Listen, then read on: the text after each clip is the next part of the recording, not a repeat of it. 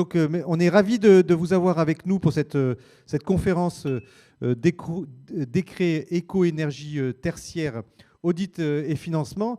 On se retrouve, qui est co-organisé avec l'AREC, l'Agence régionale énergie-climat. Merci Nargis d'être avec nous pour cette co-organisation. Pour vous signaler que ce cycle de conférences est dans le cadre d'un cycle global, hein, sur lequel on va parler travaux en juin, on va parler data et pilotage en septembre, et puis on va parler ENR en novembre, de manière à balayer tous ces sujets sur la partie tertiaire tout au long de l'année. Alors je tiens à remercier, je vais m'asseoir. Allez, je tiens à remercier effectivement les partenaires qui participent à cette conférence. Ils ne sont pas tous sur la table avec nous parce qu'il y a une personne à distance, mais on va le voir. Et là, vous avez un petit trombinoscope avec les intervenants aujourd'hui.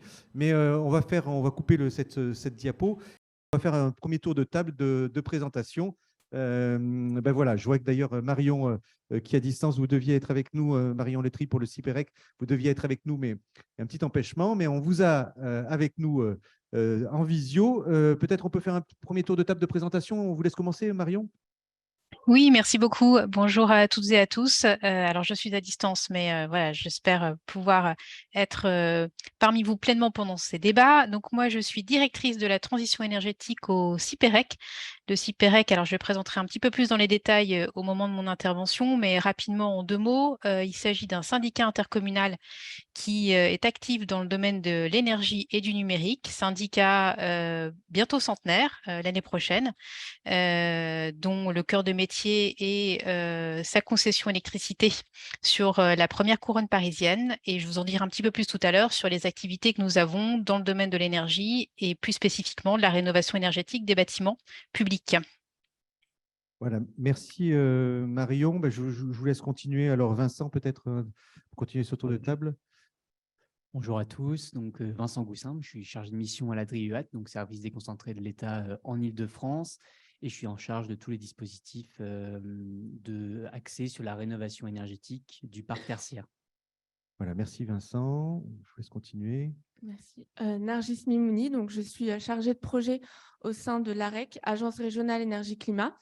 Et donc, je travaille surtout à l'accompagnement des collectivités, de la région Île-de-France aussi dans l'établissement de politique publique.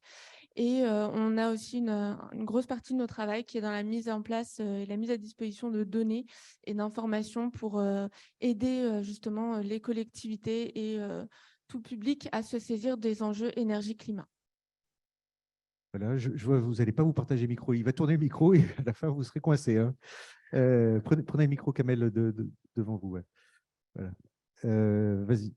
Bonjour à toutes et à tous, Frédéric Courreau, Enedis. Je suis le directeur référent pour la région Île-de-France sur l'ensemble des activités d'Enedis que je présenterai un petit peu tout à l'heure. Mais c'est vrai que je parle beaucoup de transition écologique. Voilà, merci Frédéric. Kamel. Bonjour à toutes et tous, Kamel Bikan, je représente la FEDEN, donc la Fédération des entreprises qui regroupent des sociétés relatives à l'énergie et au métier de l'environnement. On y trouve des ingénieries, des sociétés de maintenance et d'exploitation. Et en l'occurrence, je dirige l'une de ces ingénieries, Iterm Conseil, spécialisée en performance énergétique. Voilà, merci à vous. Et donc, enfin, Marc-André Merlet. Bonjour, Marc-André Merlet. Je fais partie du groupe Equance, de la direction du développement et du pôle nouveau business dans cette direction du développement. J'ai le rôle de directeur de projet et de service support aux opérationnels pour tout ce qui est perf énergétique et énergie renouvelable. Voilà, ce tour de table, on est nombreux, mais ce tour de table ayant été fait de présentations, on avait dit, donc on a des présentations un peu avec des Google Slides, des PowerPoint, pas tous, hein, il y en a d'autres qui vont s'exprimer de manière orale. Donc on avait dit peut-être, Vincent, que ce serait à vous de commencer, de faire un petit cadrage réglementaire pour rappeler à toutes et tous les obligations et dans quel cadre on s'inscrit. Oui, bien sûr. Donc, un petit point sur les bâtiments tertiaires, notamment sur la réglementation. Donc, je ne peux pas commencer sans parler du décret tertiaire, forcément, et des objectifs de réduction progressive des consommations aux horizons 2030, 2040, 2050 pour les bâtiments cumulant des surfaces d'activité tertiaire de plus de 1000 m². Donc, petit point sur le calendrier. La première remontée des consommations, c'était au 31 décembre 2022. Donc, c'était il y a quelques mois. On commence à avoir un premier aperçu du remplissage. J'espère pouvoir peut-être dans une prochaine fois évoquer un peu les taux de remplissage, où on en est pour Opérat, qui est la plateforme sur laquelle on recense les consommations associées. Un petit point peut-être justement sur Opérat. Il faut savoir que cette année 2023, c'est encore une année de pédagogie, une année pendant laquelle nous, côté État, côté développement, on va également apprendre de ce qui s'est rempli sur la plateforme. Première information, la plateforme est toujours ouverte. Donc, si vous n'avez pas pu encore remplir la plateforme, vous pouvez toujours y accéder, remplir vos données bâtimentaires de consommation. Vous pouvez modifier les données qui ont été remplies jusqu'à présent. Oui, ça c'est une annonce, parce que finalement, on n'arrêtait pas de dire oui, on va fermer, alors dépêchez-vous de saisir. Et puis non, finalement, ce n'est pas fermé, c'est ça. La plateforme est toujours ouverte. Mais est-ce que ça va être il y a prévu une nouvelle fermeture prévue, si je peux Comme je le dis, on essaie vraiment sur une période de pédagogie jusqu'au 30 septembre. Pour les données 2022, ce sera la date limite de remplissage, ce sera le 30 septembre 2023. Ouais. À ce moment-là, voilà, je pourrais peut-être en dire plus. Pour le moment, je ne sais pas s'il y aura fermeture ou non de la plateforme. Pour le moment, elle est ouverte. N'hésitez pas à y aller, à faire des modifications si nécessaire, notamment sur les années de référence. C'est le premier point. Peut-être pour compléter aussi sur les développements qui vont avoir lieu sur la plateforme cette année. Il y a un vrai travail qui est mené sur tout ce qui est API pour améliorer l'automatisation du remplissage. Ça et le public, il va falloir lui expliquer ce que c'est des API, parce que sans vouloir décrypter l'acronyme, ça sert à quoi une API? Une API, c'est une manière de remplir automatiquement la plateforme via un système de transfert d'informations rapide. C'est ça, avec les logiciels tiers des clients qui vont pouvoir se connecter, les bureaux d'études et les entreprises vont pouvoir connecter leur système directement à Opérat. Hein. C'est ça. Donc voilà, il y aura un travail qui sera mené en ce sens-là. Également toutes les fonctionnalités relatives au calcul des objectifs et à l'obtention des attestations qui seront mises en place dans le courant de l'année. Et également, autre fonctionnalité importante, c'est tout ce qui est benchmark. Savoir comment se situent nos bâtiments qu'on a remplis par rapport aux autres bâtiments du même secteur d'activité en France. Voilà, où on se situe dans l'atteinte des objectifs. Et également la capacité de pouvoir comparer ces bâtiments, son bâtiment par rapport à l'ensemble des bâtiments qui seront intégrés à la plateforme. Voilà, comparer son parc de bâtiments. Oui, ça c'est une fonctionnalité qui est très intéressante pour tous les maîtres d'ouvrage, c'est de pouvoir effectivement… savoir où on en est de l'ensemble de ces locaux. Ça, vous avez des dates là sur ces évolutions un peu, mais on sait c'est courant 2023. Ça c'est courant 2023. Ouais. L'objectif, c'est une amélioration de toutes ces fonctionnalités ou leur publication courant 2023. Voilà, merci pour ce premier élément. Juste sur la partie réglementaire, là, vous avez terminé sur ce que vous alors, c'était sur Opérat. Je peux faire un petit point aussi sur les textes qui sont peut-être en consultation. Notamment dans le cadre de la crise énergétique, du plan de sobriété qui a été porté par le gouvernement cet hiver. Il y a des textes qui sont en discussion, en concertation, et notamment la généralisation du décret BAX qui vise à rendre obligatoire la mise en place de systèmes de pilotage sur les bâtiments tertiaires dont le système de chauffage a une puissance de moins de 290 kW. Je crois que c'est ça le seuil. L'idée, c'est d'abord c'est sur les bâtiments neufs. Il y a un abaissement de ce seuil à 70 kW qui est prévu dans les années à venir, et ensuite de généraliser cette obligation à l'ensemble des bâtiments, neufs comme existants. Oui, on peut dire qu'il y a une convergence, là je parle peut-être pour tout le monde, il y a une convergence entre le décret BAX et le décret tertiaire, entre le neuf et l'existant. Est-ce que c'est ça qu'on peut dire? On peut dire que le décret BAX permet de répondre finalement, sont dans la même logique que ce décret tertiaire et répondent aux objectifs, permettent de répondre plus facilement à l'atteinte des objectifs. Il y a ce premier texte. Il y a un texte également qui est en discussion sur le calorifugage des réseaux de distribution de chaleur et de refroidissement, sur l'obligation pour le résidentiel et collectif de mettre en place ces systèmes-là, et également sur tout ce qui est thermostatique pour résidentiel et le tertiaire. Voilà. Des obligations qui rentrent en compte, qui permettent d'avoir il faut les voir comme une opportunité dans le sens où elles permettent d'avoir de vrais retours, un retour sur investissement rapide avec des investissements finalement assez légers par rapport au gain qui est assez rapide. Voilà pour Merci Vincent pour ce premier tour d'horizon. Là, on va revenir à vous, hein. On continue ce premier tour de table. Nargis, alors peut-être on s'était dit que effectivement de faire un petit rappel des acteurs. Oui, l'idée c'était de peut-être aujourd'hui on a un peu donc on voit qu'il y a énormément d'acteurs, donc on a une belle représentation autour de cette table ronde des personnes, des structures qui vont venir du coup intervenir, essayer de consolider l'accompagnement des collectivités et surtout des personnes qui sont des obligés par rapport à cette réglementation. Mais il faut savoir qu'il n'y a pas seulement les personnes qu'on vient de présenter, les structures qu'on vient de présenter. Il y a aussi des structures qui travaillent à des échelles un peu plus locales. Donc, on a cité notamment les syndicats d'énergie. Donc, c'est important pour une collectivité notamment de se renseigner si elle est adhérente ou pas à un syndicat d'énergie, parce que ça apporte souvent des moyens humains, mais aussi des services supplémentaires qui peuvent faciliter du coup les projets. Ou en tout cas peut-être même enclencher des projets. Donc, le Cyberec pourra aujourd'hui notamment nous en parler un peu plus. Mais on a aussi des agences locales de l'énergie et du climat qui existent en Île-de-France. Alors, elles ne recouvrent pas tout le territoire, mais elles représentent une bonne partie du territoire et elles permettent d'agir à des échelles vraiment locales sur des projets en apportant énormément d'informations avec notamment pour le financement des informations qui sont plus locales, notamment s'il existe des subventions départementales ou des dispositifs à l'échelle des intercommunalités, par exemple.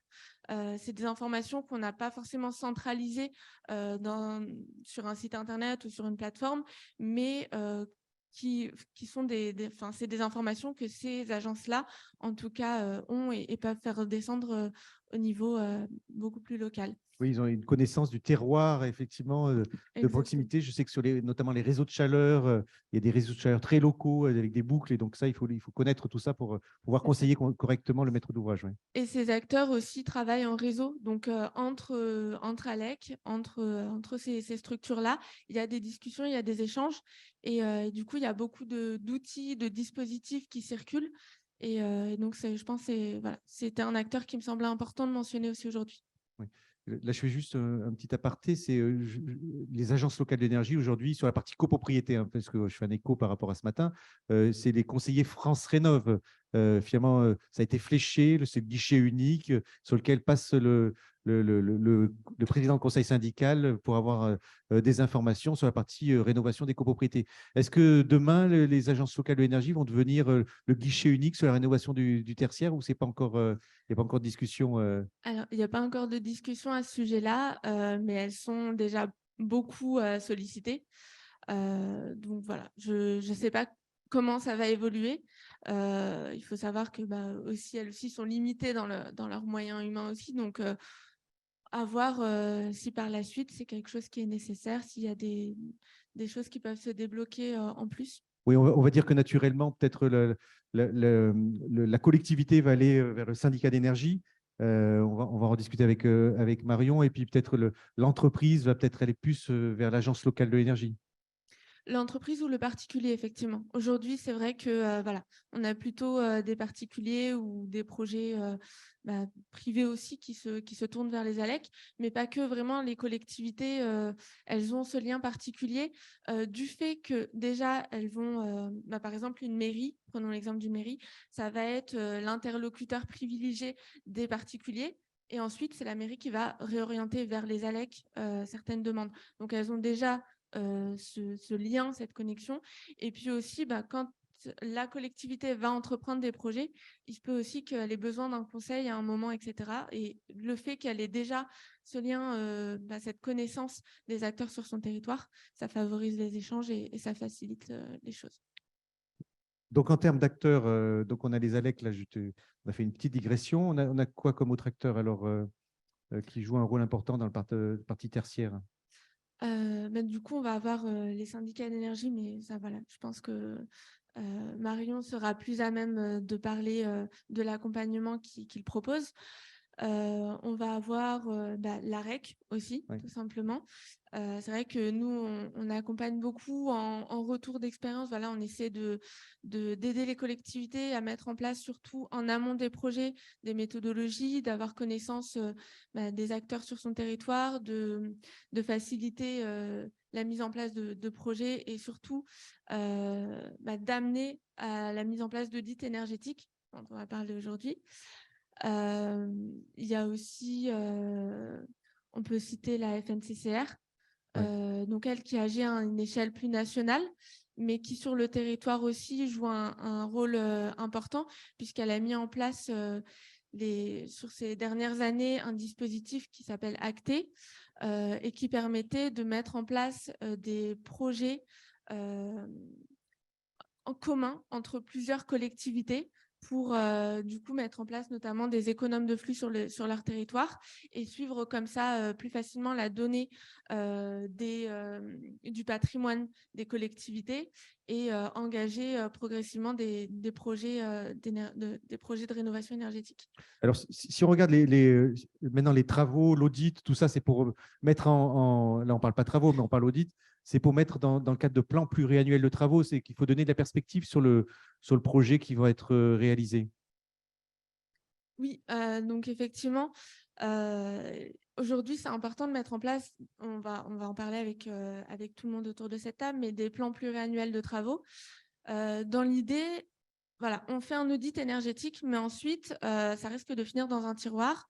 On ne sait pas forcément quoi en faire et il faut pouvoir faire le lien entre les résultats, la connaissance de son bâti et ses moyens financiers sur le long terme, puisque une rénovation énergétique, c'est un engagement financier, c'est quelque chose qu'il faut pouvoir projeter sur une certaine durée. Et aujourd'hui, les audits énergétiques doivent permettre de faire ce travail-là et d'envisager une rénovation énergétique, pas forcément globale si on n'a pas les moyens de le faire en un seul coup, mais par étapes et du coup de se projeter sur plusieurs années et sur l'intégralité de son bâti et pas forcément isoler les bâtiments les uns des autres. Oui, en termes de subventions, là, pour finir, puis après, on va continuer sur le sujet avec d'autres acteurs.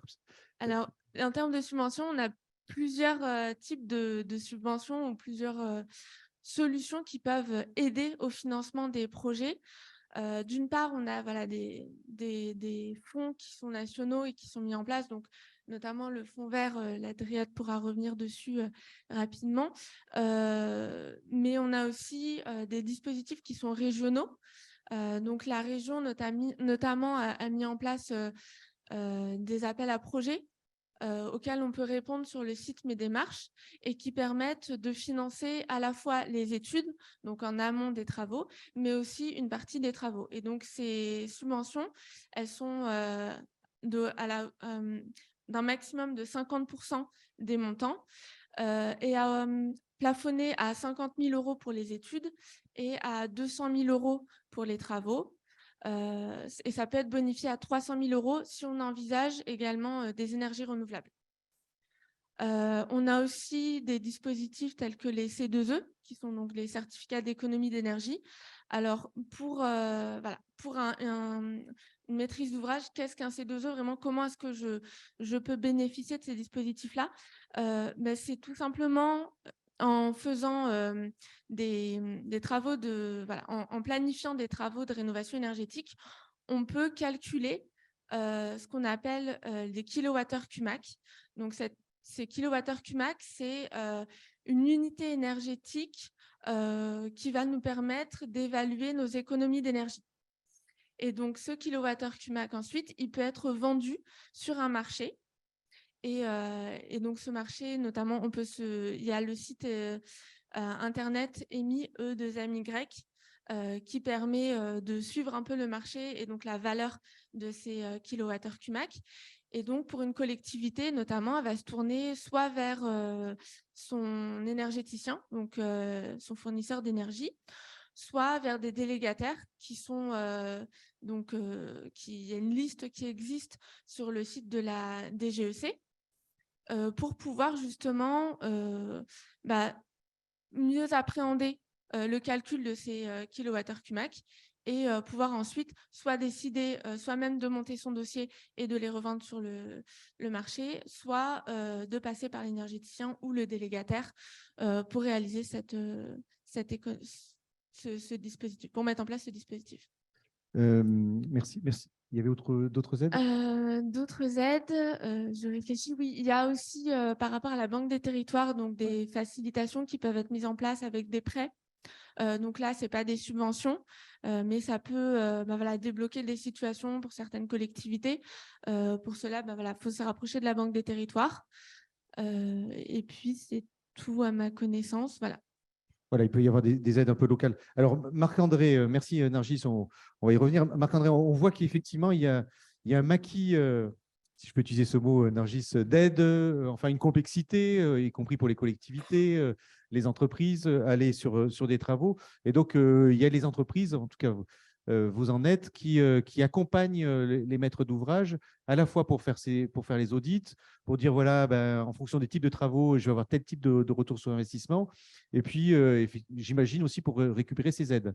Je crois qu'il y a une présentation que vous avez aussi, on va projeter. Oui, j'ai Benjamin. préparé quelques slides. Voilà, on a quelques slides pour présenter tout ça qu'on va vous partager, cher public. Peut-être quelques mots déjà sur mon entreprise, une entreprise d'intégration de solutions de génie électrique, de génie climatique. Cette entreprise, le nom Equance n'est pas un nom très ancien, puisqu'il date de l'année dernière. Ce nom Equance regroupe des entreprises telles que Ineo, Axima, Bouygues Energy Services. Nous avons quitté le groupe Engie dans le second semestre 2022 pour rejoindre le groupe Bouygues.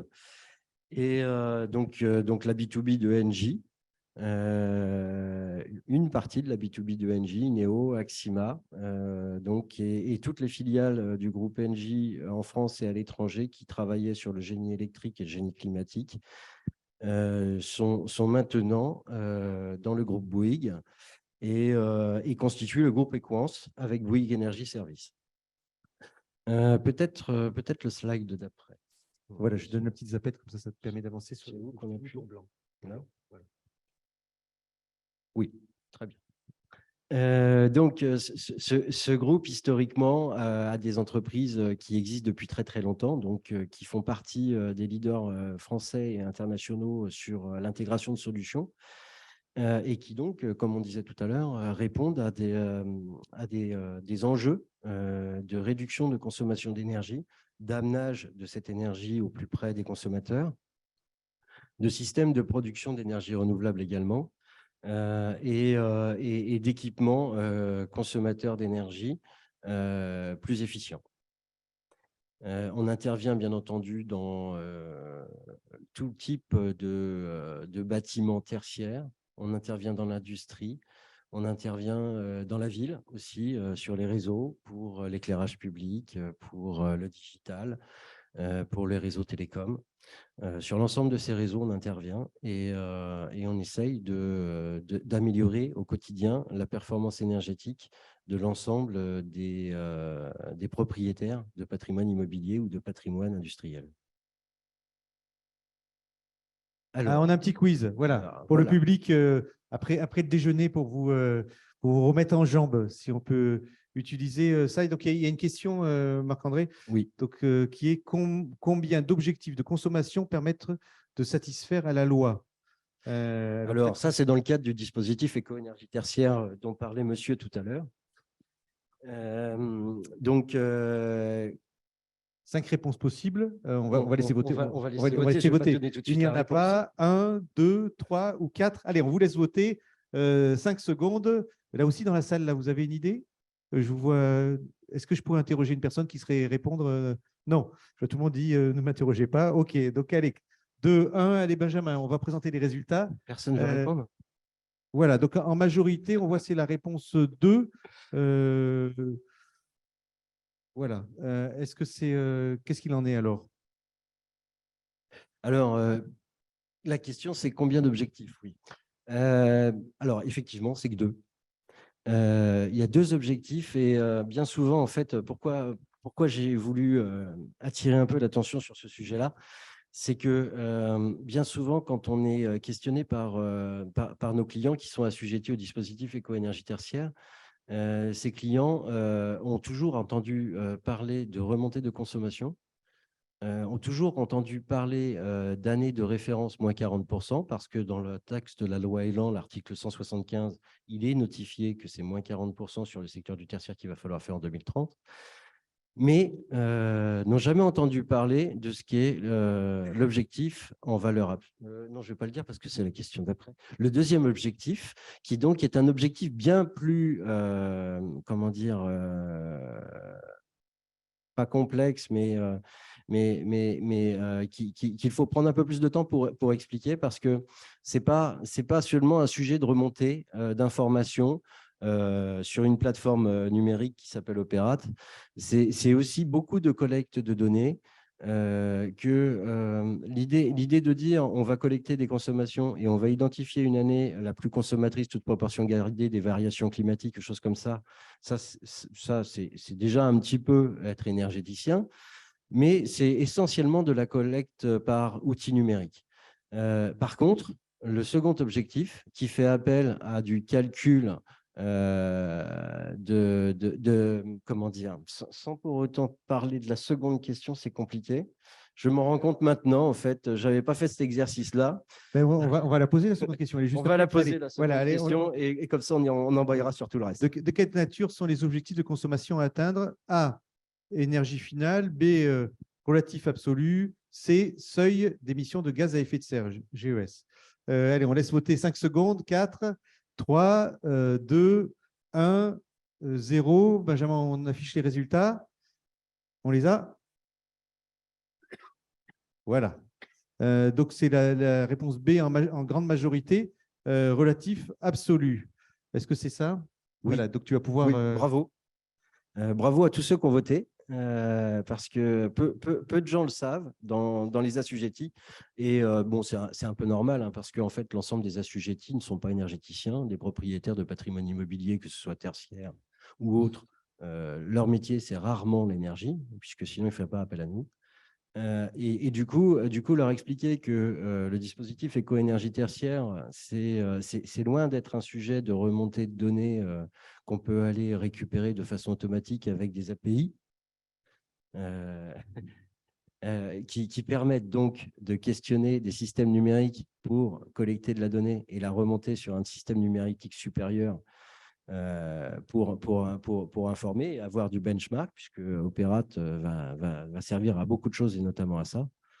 Eh bien, au-delà de ça, on a besoin d'aller sur les sites pour savoir comment fonctionnent ces sites, parce que si on veut si on veut les améliorer, si on veut aider les assujettis à baisser leur consommation et donc leur production de gaz à effet de serre, parce que c'est principalement ça l'enjeu, eh bien, ce qu'il va falloir faire, c'est comprendre comment est utilisé le bâtiment, comment comprendre comment est utilisée la consommation et les consommateurs, s'il y a du mètre carré de bureau. Parce que l'action de performance énergétique sur un mètre carré de bureau, ce n'est pas la même que si vous avez un mètre carré de stockage d'énergie à grand froid, par exemple.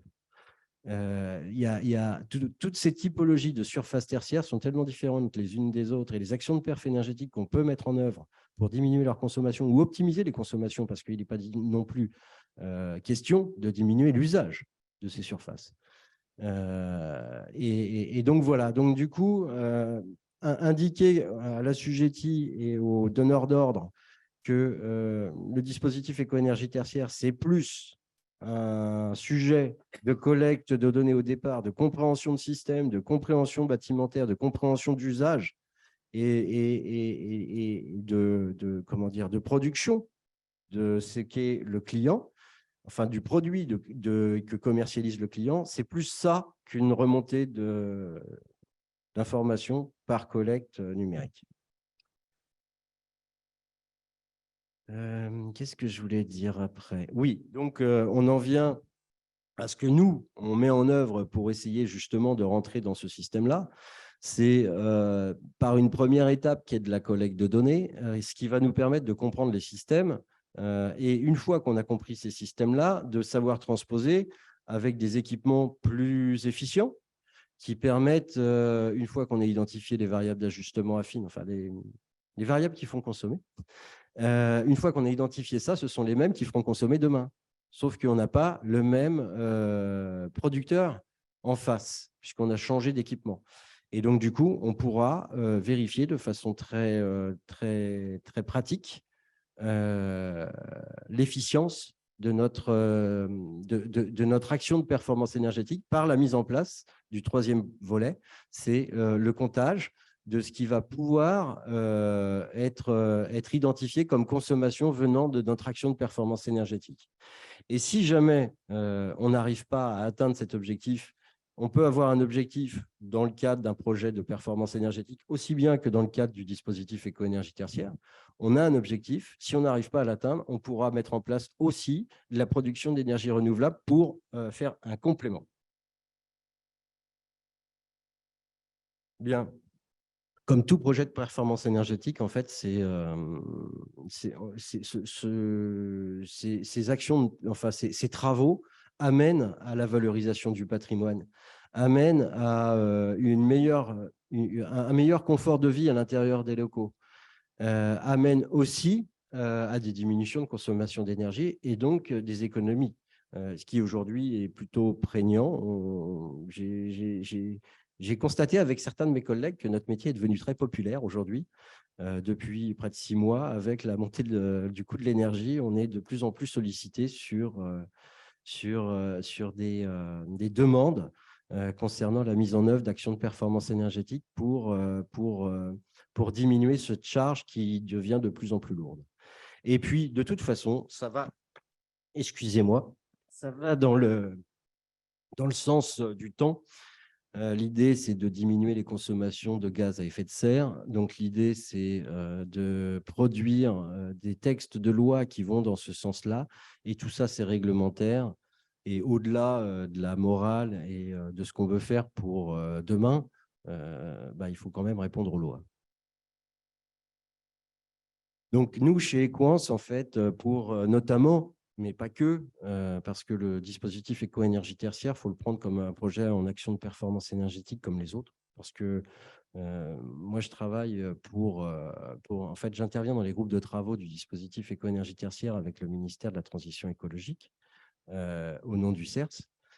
Et dans ces groupes de travaux, on s'est rendu compte que le projet, au fur et à mesure, depuis qu'on intervient depuis mi-2019, on s'est rendu compte que ce projet, c'est comme un autre projet de performance énergétique. Il commence par une collecte de données, une compréhension de système, une compréhension de bâtiment. Il continue par une détermination d'objectifs en valeur relative, en valeur absolue, donc le moins 40% par rapport à une année de référence, c'est la relative. Et une consommation en valeur absolue, et celle-là, elle est calculée par rapport à la constitution bâtimentaire, à l'usage dont on fait du site les assujettis et les occupants. Une fois qu'on a dit ça, comment on fait pour revenir ? Une fois qu'on a dit ça, on enclenche une seconde phase. Cette seconde phase, elle va lancer un audit énergétique. Alors, l'audit énergétique, en fait, c'est ce que je conseille souvent à nos clients, c'est quelle que soit l'entreprise qui fait l'audit énergétique, il faut qu'il soit muni, il faut qu'il soit finalisé par un plan d'action de performance énergétique, que ces plans d'action de performance énergétique aient des temps de retour sur investissement qui soient certifiés par des intégrateurs de solutions tels que Equans, pour que le temps de retour sur investissement sur lequel va se baser l'assujetti pour bâtir un plan de performance énergétique, parce que l'objectif 2030, il est difficilement atteignable si vous savez qu'en 2028, vous devez descendre de 40% vos consommations. Vous n'aurez pas le temps d'investir. On a l'habitude de dire gouverner, c'est prévoir, c'est un peu le cas. Plus on a de recul sur le plan d'investissement qu'il faut bâtir, mieux l'assujetti pourra répondre à ses obligations réglementaires. Et en plus, à ces diminutions de consommation d'énergie, faire des économies avec des temps de retour sur investissement qui sont tout à fait intéressants pour plein d'actions de performance énergétique, qui peuvent être engageants par l'intermédiaire des entreprises de Equans, Ineo, Axima ou Bouygues Energy Services. Ces entreprises-là, elles font au quotidien, c'est mon travail, de la modélisation bâtimentaire, des projections d'évitement de consommation engageants et donc des projections d'économie d'énergie, et donc par rapport à un investissement, savoir en combien de temps il sera remboursé. Est-ce qu'on a des travaux finalement qu'on peut engager très rapidement, qui font des économies d'énergie, donc finalement qui donnent un bras de levier financier pour faire d'autres travaux plus tard? C'est ça aussi cette idée, donc le mettre en perspective sur plusieurs années. Oui, tout à fait. On a coutume de dire dans la profession qu'il y a trois types de services d'action de performance énergétique. Il y a des actions de performance énergétique sur le comportement, sur le digital, sur la gestion du bâtiment par des outils tels que les BACS ou des outils de ce type-là qui permettent de contrôler le bâtiment, de contrôler les usages, de contrôler la température, de dire, tiens, il ne faut pas 20, il faut 19. Ça diminue d'un certain nombre de pourcentages de vos consommations d'énergie sur l'année. Mais ça ne coûte pas grand-chose. Après, Et c'est rapide. c'est des temps de retour sur investissement très rapides, de moins de 1 an, de moins de 3 ans. On va dire que ces services-là, on peut aller jusqu'à 3 ans en type d'action de perf énergétique. Après, de 3 à 6 ans, vous avez des actions de perf énergétique qui sont un peu plus cossues, mais qui ne demandent pas forcément des travaux extraordinaires. C'est du relamping avec de la conformité d'équipements d'éclairage par de la LED, par de la gradation, de la détection. Vous avez de la rénovation de systèmes de chauffage, de systèmes de climatisation, des modifications légères bâtimentaires. Par exemple, sur l'usage, vous avez sur des valeurs absolues, par exemple, sur un mètre carré de bureau, vous avez du bureau standard cloisonné à hauteur de 15 à 18 mètres carrés de surface. Vous pétez les cloisons, vous faites quelque chose de très vivable. Vous avez un plateau qui fait peut-être 300 mètres carrés. Et bien, sur ces 300 mètres carrés, au lieu d'avoir, mettons, 18 ou 20 mètres carrés par bureau pour une personne, eh ben, vous aurez peut-être que 15 ou 12 mètres carrés pour un bureau pour une personne dans un espace beaucoup plus vivable, beaucoup plus convivial, beaucoup plus sympa, avec beaucoup de choses qui se font maintenant dans les espaces de coworking. Et bien, du coup, vous allez dire qu'au lieu de mettre 100 personnes sur un plateau, vous allez en mettre 150 ou 120 ou 130. Ça, les temps de retour sur investissement sur ces deuxième type de travaux, c'est quoi? C'est maximum 6 ans. C'est maximum 6 ans. Et le troisième type, alors juste pour… Maximum 6 ans à 10 ans. Et le troisième type de travaux, donc ça, c'est les rénovations un peu plus lourdes. C'est rénovation. Isolation thermique par extérieur. Isolation thermique par l'extérieur, changement des ouvrants, changement des systèmes de chauffage complet. Est-ce que ça juste, et puis on va continuer avec Enedis, est-ce que ça, finalement, dans l'audit, c'est quelque chose qui est déjà prévu, toutes ces phases-là, et donc il faut que ce soit prévu pour que le maître d'ouvrage ait une vision globale avec les financements dont parlait Nargis, c'est-à-dire combien je vais investir, quelles aides je vais mobiliser, à quel moment. Oui. Alors, que ce soit d'ailleurs, je pense à ça, dans le décret du dispositif éco-énergie tertiaire, moi comme d'autres, on a milité pour identifier certaines normes qui guident la réalisation des audits énergétiques, type la 16247. C'est une norme qui décompose une méthode pour réaliser un audit énergétique, donc qui identifie les consommations du site, comment ça marche, qui identifie tous les consommateurs du site, quels sont leurs niveaux de vétusté, de performance énergétique. Et donc, une fois qu'on connaît ça et qu'on connaît les indicateurs d'intensité d'usage, c'est-à-dire comment fonctionne le bâtiment, eh bien là, on va pouvoir transposer, suivant les temps de retour sur investissement, transposer des actions de perf énergétique et avoir un plan qui permet d'aller peut-être à 60 ou 70% d'évitement de consommation. Et par rapport à ça, la l'assujetti va dire, tiens, je m'arrête à 30, 40, 50, en fonction de ce qu'il aura besoin de descendre. Oui. Frédéric, pour continuer, effectivement, prenez un micro. Là, chez Enedis, on a la chance de vous avoir avec nous. Il y a les remontées d'informations que vous ont demandé les maîtres d'ouvrage pour effectivement définir remplir les données dans Opera et définir la référence en termes de consommation énergétique. On en est où là en termes de saisie d'informations? Alors, je vais vous dire ça tout de suite, Xavier, mais avant, peut-être quelques mots pour expliquer, pour ceux peut-être que ça pourrait étonner, pourquoi Enedis est impliqué dans ce dispositif-là.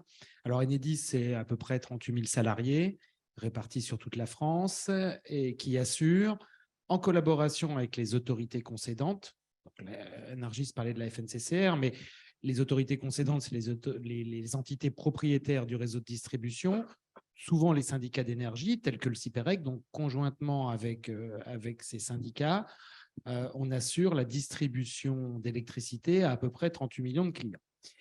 Et là, je vais profiter d'un sujet qui est sorti la semaine dernière. On est au cœur avec le réseau de la transition écologique, notamment par rapport à 2 sujets que vous avez évoqués, Xavier, tout à l'heure, mais pas que. C'est le raccordement des bornes de recharge pour les véhicules électriques. Toutes les bornes de recharge, quelles qu'elles soient, sont raccordées sur le réseau de distribution. Vous parliez aussi, Xavier, des ENR, d'un volet sur le dernier trimestre sur les ENR. Là aussi, vous avez tous entendu parler de la loi d'accélération des ENR. Il faut savoir qu'à peu près 90% des ENR sont raccordés sur le réseau Enedis, les 10% restants étant chez RTE pour les très grosses puissances. Donc, on a annoncé la semaine dernière qu'on avait travaillé en interne pour essayer d'imaginer à quoi allaient ressembler nos investissements sur les 15 prochaines années pour gagner ces challenges de modernisation et de développement du réseau. Et c'est 96, donc ça c'est le chiffre exact, entre 2022 et 2040, 96 milliards d'euros qui vont être mis sur le réseau, investis sur le réseau. Alors, juste pour donner un ordre d'idée, en ce moment on est à peu près à 4 milliards par an. Ce chiffre-là de 96 veut dire qu'on va passer à peu près à 5 milliards, un peu plus même en 2027, 5 milliards et demi. Et pour donner un autre ordre d'idée, c'est qu'en 2005, à peu près, il y a une grosse quinzaine d'années, on était plutôt à 1 milliard. Donc, on est passé de 1 milliard par an à 4 milliards, là, on va passer à 5 milliards. Donc, le réseau doit, depuis 1946, si je démarre là, on accompagne le développement économique des territoires. Là, maintenant, il s'agit d'accompagner le développement économique et durable et la transition écologique des territoires. Mais on est aussi, donc ça, c'est vrai que c'est comme ça qu'on est connu. On est connu aussi également lors des tempêtes, mais on est aussi un opérateur de comptage.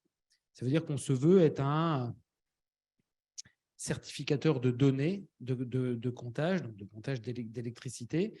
Et à ce titre, donc quand le décret écotertiaire est paru, on s'est dit comment est-ce qu'on peut accompagner les parties prenantes externes, en l'occurrence les collectivités locales.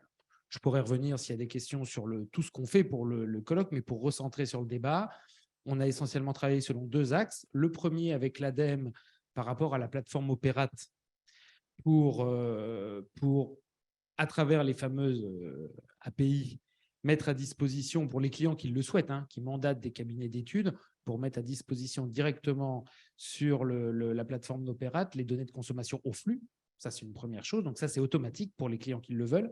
Et la deuxième, pour les clients qui avaient besoin de connaître leur historique de consommation, on a mis en place un petit robot qui permet de remonter les consommations depuis 2011 jusqu'à aujourd'hui. Donc, au début, c'était 2011-2019. Aujourd'hui, sur l'adresse mail qui a été mise en place, peut-être il faut que je passe d'ailleurs quelques slides, je vais y revenir, mais c'est 2011-2021 pour remonter les historiques de consommation électrique. On va avancer, oui. Donc, du coup, oui, il y avait une petite question. Alors, c'est vrai que j'espère que ça va être confirmé par Vincent. Voilà, fin février 2023, les déclarations de consommation de l'année 2021 sur Opérate sont estimées à combien?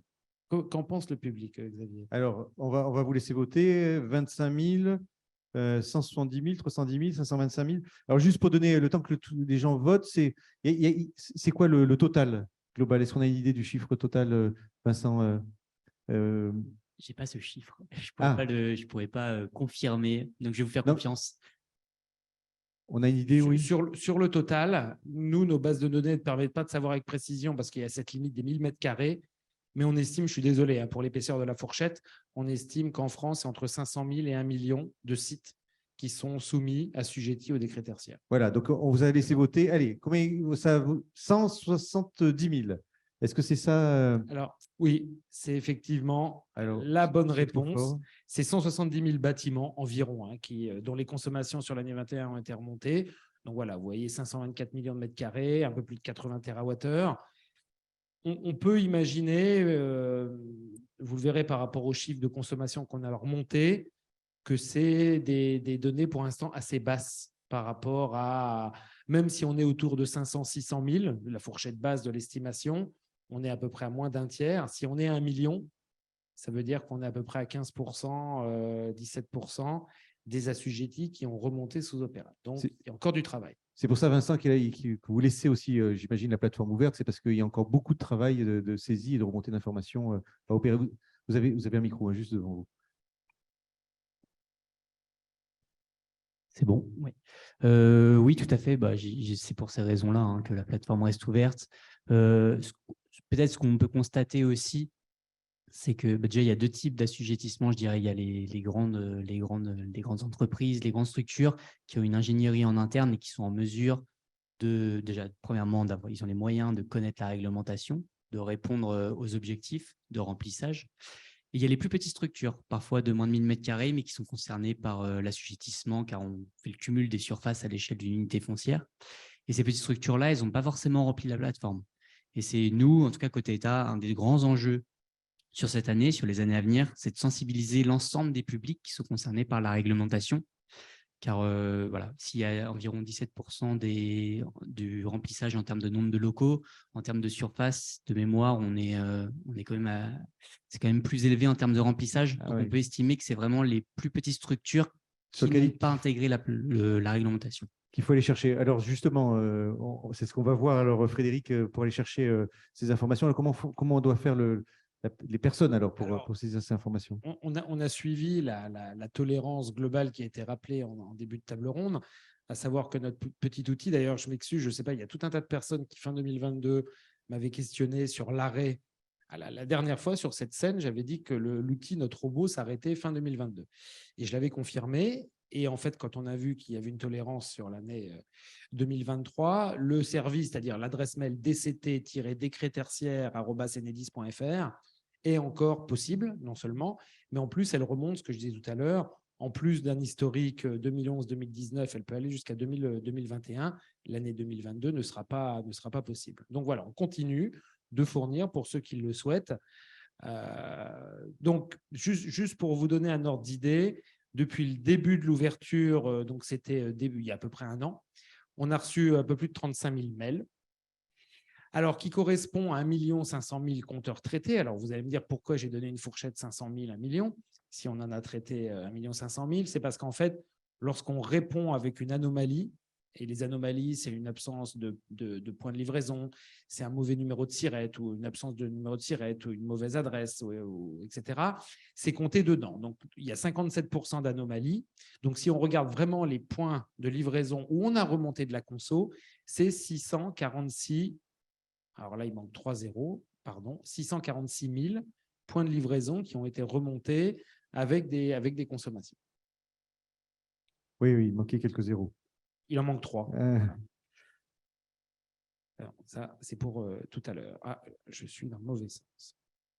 Voilà, donc on continue d'essayer de mettre à disposition des données fiables. C'est notre rôle, encore une fois, d'opérateur de comptage, pour que les personnes puissent… Alors, comme ça a été dit, on est bien conscient à travers cette remontée, c'est la première ligne de connaissance du patrimoine des consommations, et ce n'est pas du tout cette collecte de données automatique ne répond pas à l'ensemble de la problématique. Mais on sait qu'un des freins, parfois, c'est la connaissance de son patrimoine et de ses consommations. Donc, c'est une première étape qu'on veut fiable pour permettre donc aux assujettis, derrière, d'engager tout ce qui a été dit auparavant, audit énergétique et plan d'action. C'est ça, il faut ces données pour commencer après à travailler sur… et à faire des calculs et des études. Donc, je crois aussi que vous avez on en parle après, vous avez un service qui s'appelle Prio Réno pour aider les maîtres d'ouvrage effectivement à pouvoir décider quel type de bâtiment sur lesquels ils devront intervenir en premier. Oui, effectivement, parce qu'on est conscient, on manipule un nombre de données assez phénoménal chez Enedis. On est d'ailleurs assez fiers de notre open data. Mais outre ça, on sait très bien que nos données seules, elles valent ce qu'elles valent, même si elles sont fiables. Si elles sont croisées avec d'autres données, au sens large du terme, elles peuvent avoir une valeur ajoutée supérieure. Et donc, c'est en partant de ce principe-là qu'on a mis en place, alors ça remonte à 2021 pour les premières expérimentations, avec la Banque des Territoires, avec GRDF et donc nous, un service à destination des collectivités locales qui s'appelle Prio Réno, qui est un service gratuit, qui est un service qui je préfère commencer par ce point-là, parce que parfois certaines personnes peuvent se méprendre, ce n'est pas du tout un service qui va aller concurrencer des audits énergétiques tels que certains collègues ici présents vont parler.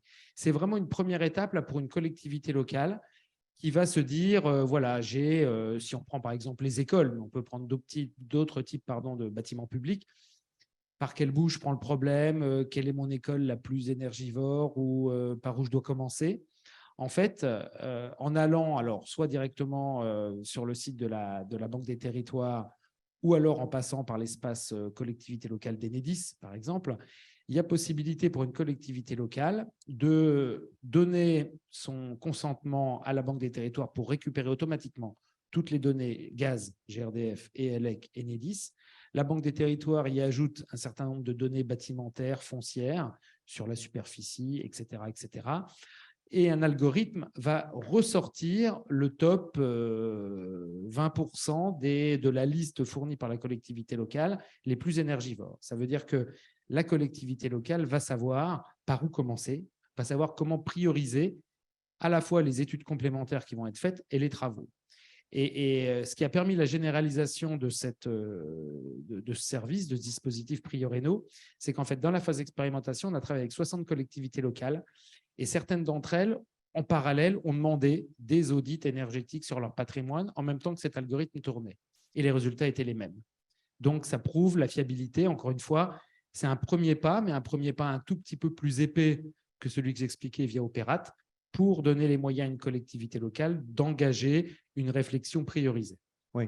Donc, Kamel, finalement, on fait la suite de ce tour, c'est vous allez avoir des données, là pour les audits, vous allez avoir des données que peut-être vont vous donner, que vont vous donner Enedis, des données sur Opérate aussi, sur lesquelles vous allez pouvoir benchmarker, comme on disait, des priorités en termes de bâtiments par rapport aux autres types de bâtiments. Et donc, à partir de ça, vous avez tout pour pouvoir faire un bon audit.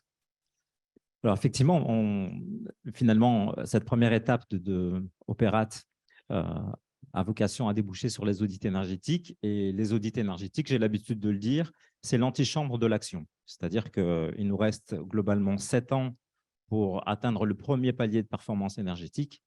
7 ans, ou pas tout à fait 7 ans, c'est déjà trop court pour tergiverser.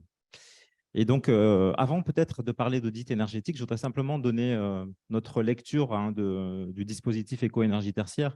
Alors, évidemment, pas un point d'arrêt, mais peut-être une photographie. Nous accompagnons des tas de collectivités territoriales, des donneurs d'ordre, des maîtres d'ouvrage dans la mise en place de leur dispositif éco-énergie tertiaire.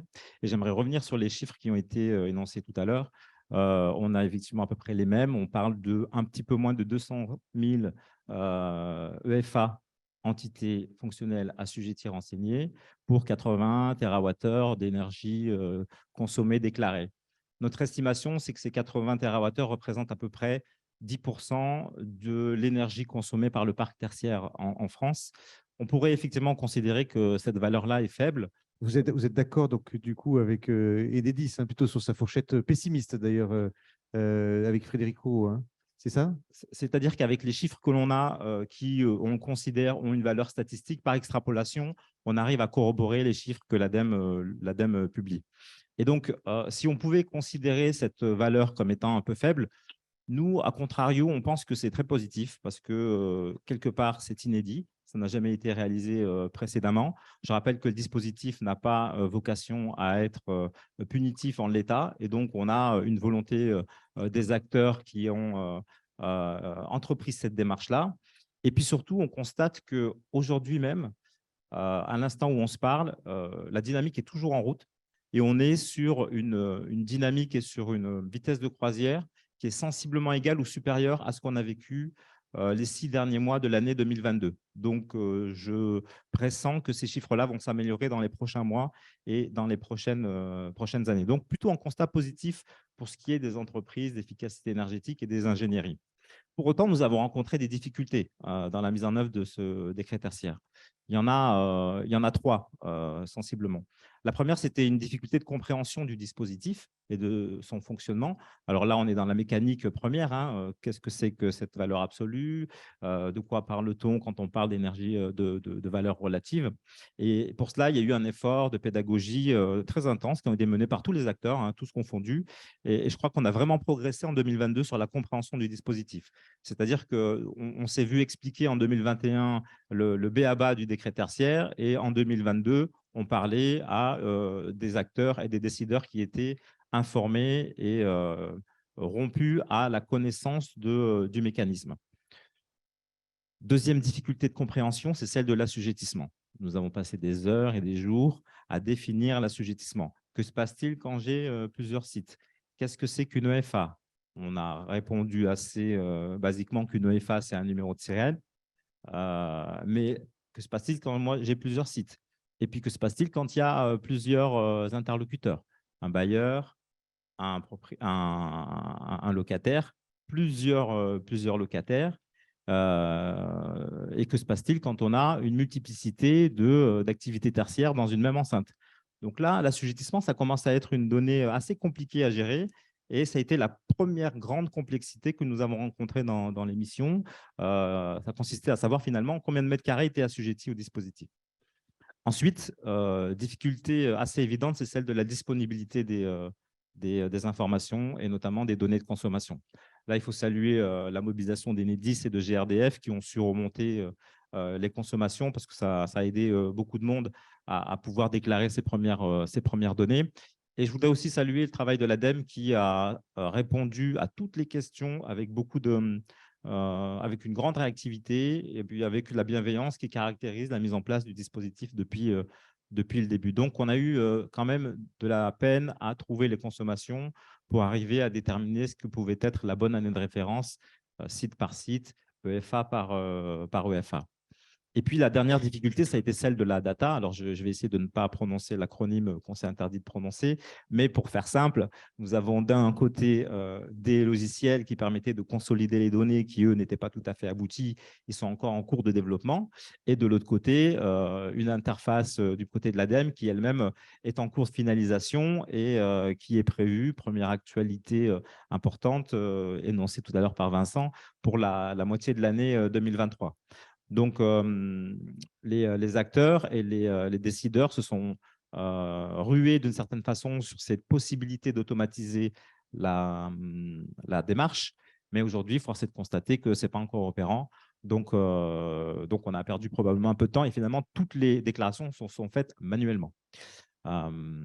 Donc, malgré ces difficultés-là, mais ça permettait de vous donner aussi notre lecture un peu du dispositif et de sa mise en œuvre. On a quand même remarqué et constaté qu'il y avait une forte mobilisation de tous les maîtres d'ouvrage sur la deuxième partie de l'année 2022. Alors évidemment, maintenant, il s'agit de passer à l'audit énergétique. Si vous le souhaitez, on peut embrayer sur l'audit énergétique. Allons-y, oui. Alors, mon collègue l'a dit finalement, j'aurais finalement peu de choses à évoquer puisque ce qui compte en matière d'audit énergétique, c'est de bien discerner ce dont on parle. L'audit énergétique a une vocation, c'est d'être un outil d'aide à la décision. Et pour ce faire, il doit comporter certaines caractéristiques. Cette norme 16247 qui a été citée tout à l'heure, elle a deux avantages. C'est qu'elle permet d'avoir un audit énergétique, et j'insiste sur le terme, Narges, tout à l'heure vous parliez d'audit énergétique, pour finir dans un tiroir ou pour venir bloquer, caler une armoire, selon l'expression consacrée. Je crois que c'est parce qu'on met beaucoup de choses derrière l'audit énergétique. Et calcul conventionnel, calcul non conventionnel, calcul réglementaire, THCEX, DPE, diagnostic de performance énergétique, étiquette énergétique, label énergétique. De multiples outils pour de multiples objectifs, tous différents les uns des autres. Financement, etc. etc. L'audit énergétique, lui, sa vocation, c'est d'être un outil d'aide à la décision, un outil dans les mains d'un comité de direction, d'un conseil municipal pour prendre des décisions qui vont conduire à l'action. Et pour ce faire, cette norme a un avantage, et d'ailleurs les cahiers des charges de l'ADEME reprennent le filigrane de cette norme, c'est déjà de proposer une complétude d'informations et d'analyse du bâtiment, de l'objet que l'on étudie, en termes de caractéristiques, à la fois sur l'enveloppe ou sur les équipements de distribution ou de production. Et puis de complétude en matière d'étude des usages, les fameux 5 usages, chauffage, ventilation, froid, auxiliaire et éclairage. Donc, une complétude d'analyse de l'objet étudié avec des calculs qui sont fiables, reproductible et transparent. Et tout cela pour aboutir à finalement une liste d'actions. Et encore une fois, cette norme, elle a l'avantage de préciser ce qu'est une action. Elle est décrite techniquement, elle est chiffrée. Et puis surtout, elle propose un objectif, une atteinte de performance en consommation réelle, en réduction de consommation réelle. Tout cela assorti d'un calcul du temps de retour sur investissement, le fameux TRI. Cette liste d'actions, au terme de cet audit énergétique, permet de composer cette fois-ci un programme d'action. Je ne parle pas de plan d'action parce que le dispositif fait bien la distinction entre la notion de plan d'action, qui est la clé de répartition des actions entre le propriétaire et le locataire, mais bien de programme d'action qui va être une combinaison de ces actions. Plusieurs combinaisons donnent plusieurs scénarios. Un audit énergétique peut typiquement déboucher sur 3 scénarios privilégiés et le décideur dit eh bien, je vais dans cette direction-là, ce qui va impliquer tels travaux et ce qui va surtout impliquer tel montant d'investissement, puisque c'est bien là qu'on veut arriver. Et cette caractéristique permet de déclencher l'action. C'est vraiment ça la clé. Et c'est pour ça que seul l'audit énergétique permet de déclencher l'action de travaux et de sortir de l'ornière de l'attentisme et de l'immobilisme. Oui. Sur l'audit, on va arriver à Marion là, qui va nous témoigner pour le CIBEREC, qui va faire un témoignage sur comment réaliser les audits mais, sur le territoire. Mais est-ce que pour réaliser ces audits, vous travaillez tout de suite avec le maître d'ouvrage dès le début? Parce que j'imagine que vous n'arrivez pas en disant voilà, bon, j'ai étudié vos bâtiments, vous avez 3 plans d'action, lequel vous décidez. Ce n'est pas comme ça que ça se passe, c'est qu'il y a un travail collectif sur les différents scénarios qui pourraient être opérés, mais en amont du rendu de l'audit en lui-même. Oui, et c'est bien là d'ailleurs toute la vertu du dispositif éco-énergie tertiaire, c'est que finalement, dans sa complexité, il a tout prévu. C'est-à-dire qu'on est littéralement obligé de rentrer dans l'histoire du bâtiment ou du patrimoine ou du territoire concerné pour arriver à comprendre quel est son historique, quel est son vécu et choisir cette bonne année de référence qui va être le pivot de la suite lorsqu'on se projette sur un objectif de consommation énergétique. Ceci explique qu'on doit travailler avec le décideur, avec le propriétaire, pour bien intégrer les caractéristiques historiques et d'usage de l'objet. Je parle de l'objet parce qu'on va au-delà du bâtiment. Tout à l'heure, on parlait de FA. L'audit énergétique se conçoit à l'échelle d'un bâtiment. Le FA n'est pas nécessairement un bâtiment. Ça peut être un ensemble de bâtiments. Donc, voilà, l'audit énergétique ne vient pas se plaquer sur l'objectif. Ça peut être une multitude d'audits énergétiques ou bien un audit global. Mais littéralement, nous devons rentrer dans l'histoire du bâtiment ou de l'objet et se projeter dans son usage et ses objectifs pour construire ce fameux travail d'étude qui va aboutir à ce scénario idéal pour l'atteinte des objectifs. Nargis, on parlait tout à l'heure, mais vous allez peut-être l'un ou l'autre pouvoir répondre, mais on parlait d'aide sur ces audits de 50 000 euros. Ça couvre quoi sur ces audits? Finalement, combien coûte un audit? C'est pour donner quelques chiffres. Je ne sais pas si c'est toujours difficile de donner des chiffres, mais quand même, mais combien coûte un audit? Bon, vous allez me dire, ça dépend du nombre de bâtiments et tout ça. Mais, et donc, pour moi, cette question. comment est-ce que les aides viennent aider sur cette mise en place de cet audit? Ça représente quoi en principe, les aides? Alors, du coup, les aides, c'est 50% des 50%, audits. voilà. Oui. Okay. C'est plafonné à 50%. Plafonné à 50 000 euros. Et plafonné à 50 000 euros. Donc, ça peut aller, du coup, théoriquement, on pourrait imaginer qu'on a une facture pour un audit de 100 000 euros. Et ben, la subvention maximum qu'on pourra obtenir, c'est 50 000 euros sur ces audits. Voilà. Vous y avez répondu. Alors, Marion, là, on vous a à distance. On vous a fait attendre un peu, Marion, finalement.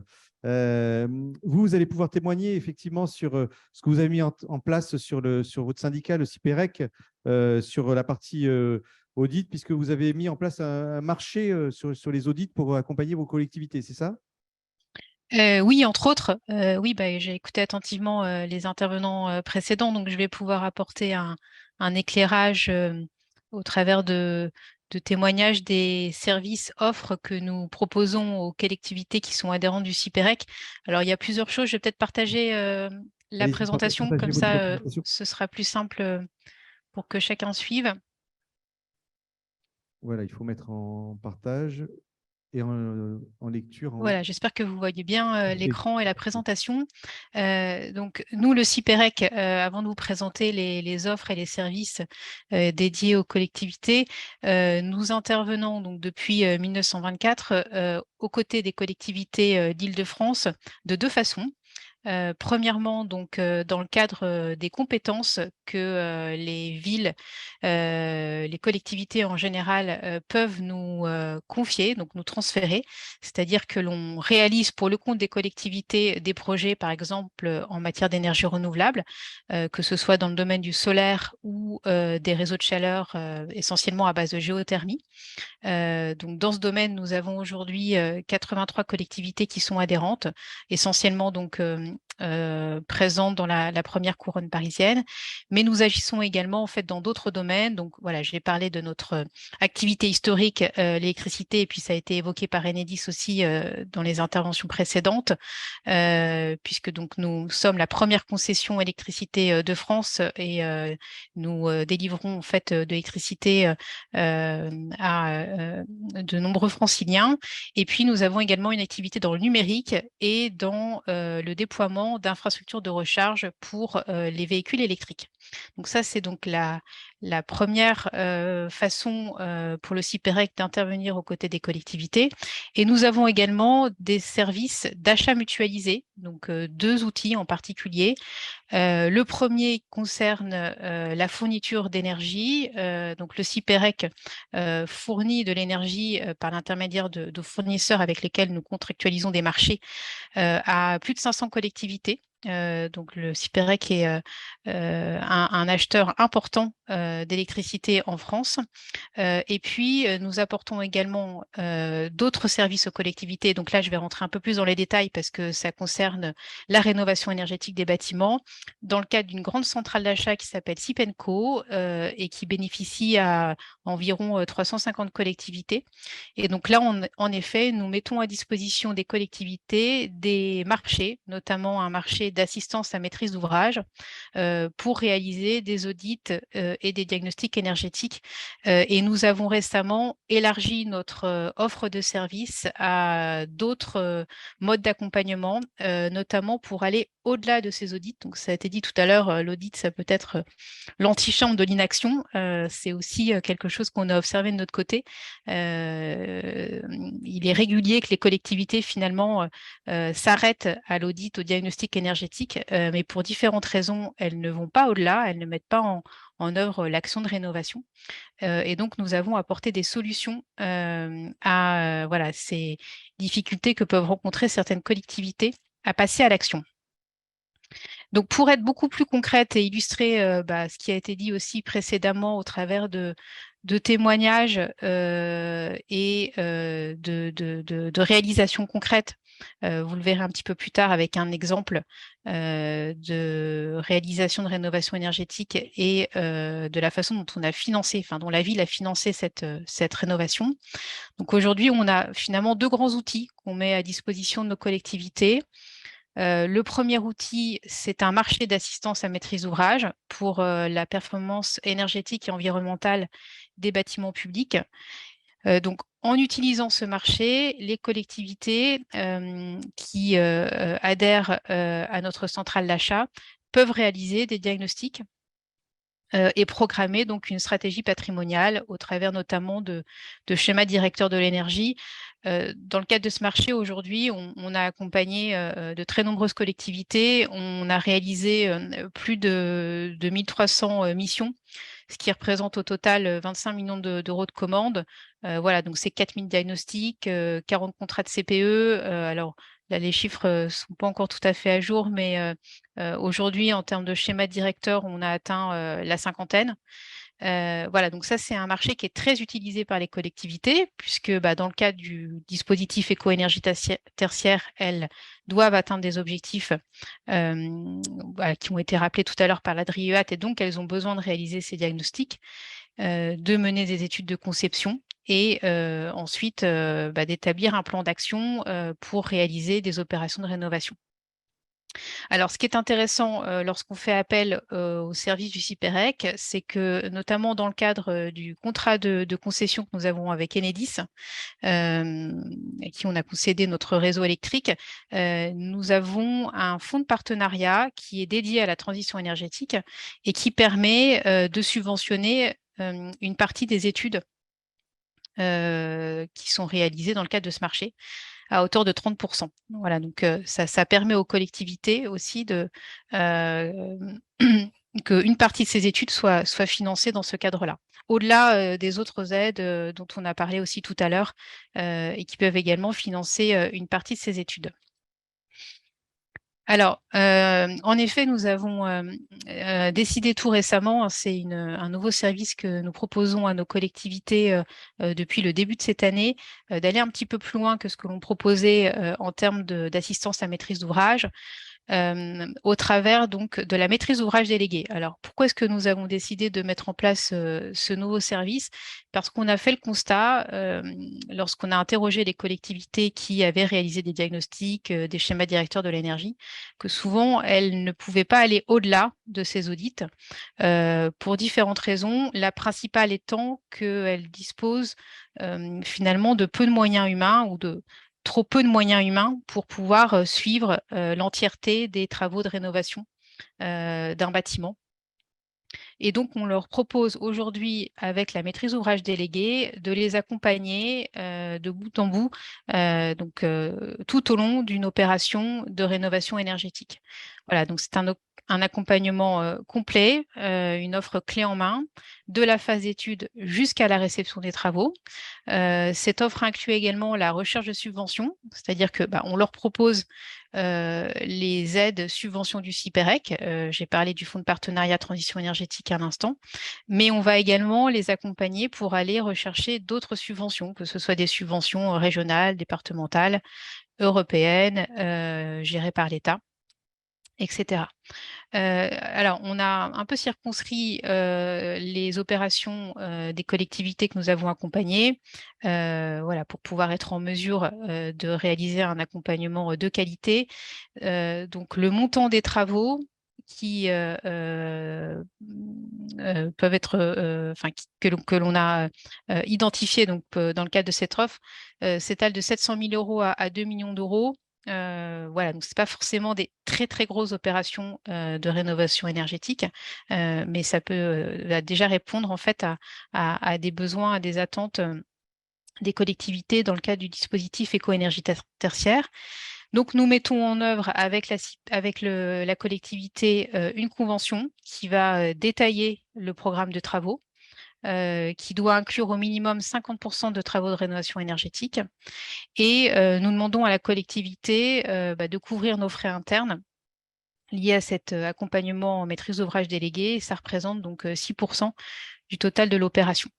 Et donc, au travers des aides du CIPEREC et potentiellement aussi des aides liées au certificat d'économie d'énergie, finalement, la collectivité s'y retrouve puisque ça permet de couvrir cette participation de sa part. Donc ça, c'est un tout nouveau service. Ce matin, on organisait d'ailleurs un webinaire à l'attention de nos adhérents pour leur présenter. Voilà, on espère beaucoup de cette nouvelle offre parce qu'en effet, il nous semble important d'aller au-delà de cet audit, voilà, au-delà de ces diagnostics pour transformer l'essai et puis pouvoir répondre aux objectifs du décret éco-énergie tertiaire. Oui, Marion, juste une question. Vous êtes combien au CIPEREC? Peut-être vous l'avez dit tout à l'heure, je n'ai pas retenu, mais à travailler autour de ces sujets, au total, et à travailler autour de ces sujets? Oui, alors je ne l'ai pas précisé, donc le syndicat, le CIPEREC est un syndicat qui comprend une centaine d'agents. Donc voilà, on est un gros syndicat d'énergie en Île-de-France. Donc on a beaucoup de moyens humains et puis on a aussi une grande expérience en matière de projets d'énergie renouvelable et de rénovation énergétique, en particulier dans le cadre de maîtrise d'ouvrage déléguée, puisqu'on exploite aujourd'hui plus de 100 centrales solaires sur le patrimoine bâti des collectivités. On gère également 5 réseaux de chaleur à base de géothermie profonde qui alimentent aujourd'hui près de 100 000 équivalents logements en région parisienne. Et nous avons de nombreux projets voilà, dans ce domaine et puis également en matière d'énergie renouvelable.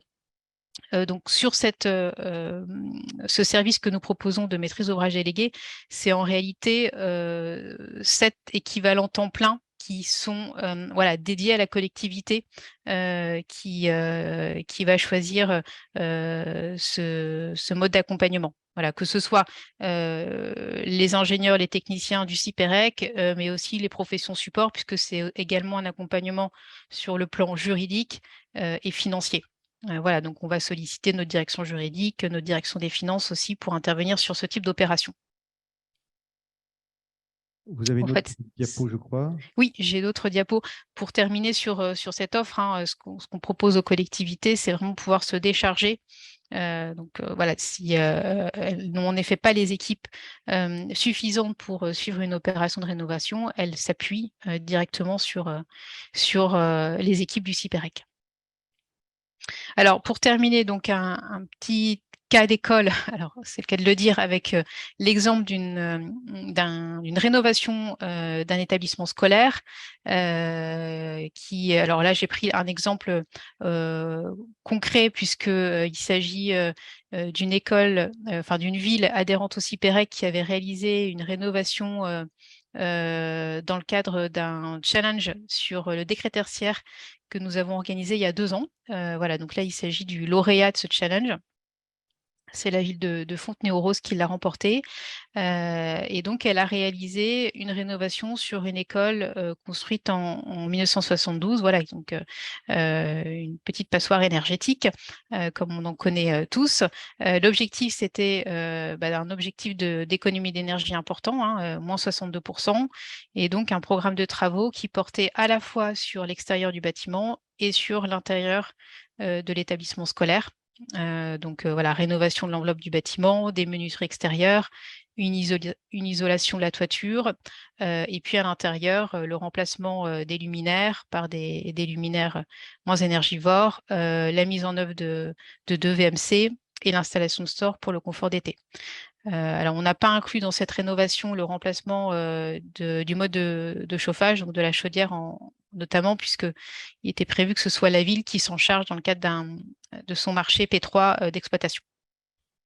Et donc, très concrètement, comment est-ce que ce projet, on aurait pu l'accompagner dans le cadre de notre nouvelle offre de maîtrise d'ouvrage délégué. Donc, voilà, je me suis inspirée de cet exemple, mais là, on a essayé de le transposer à ce que pourrait être un accompagnement en maîtrise d'ouvrage délégué. Donc, on avait une opération qui avoisinait les 2 millions d'euros en coût total, avec donc une partie qui représente les travaux, 1,8 million d'euros, dont 17% sont éligibles au certificat d'économie d'énergie.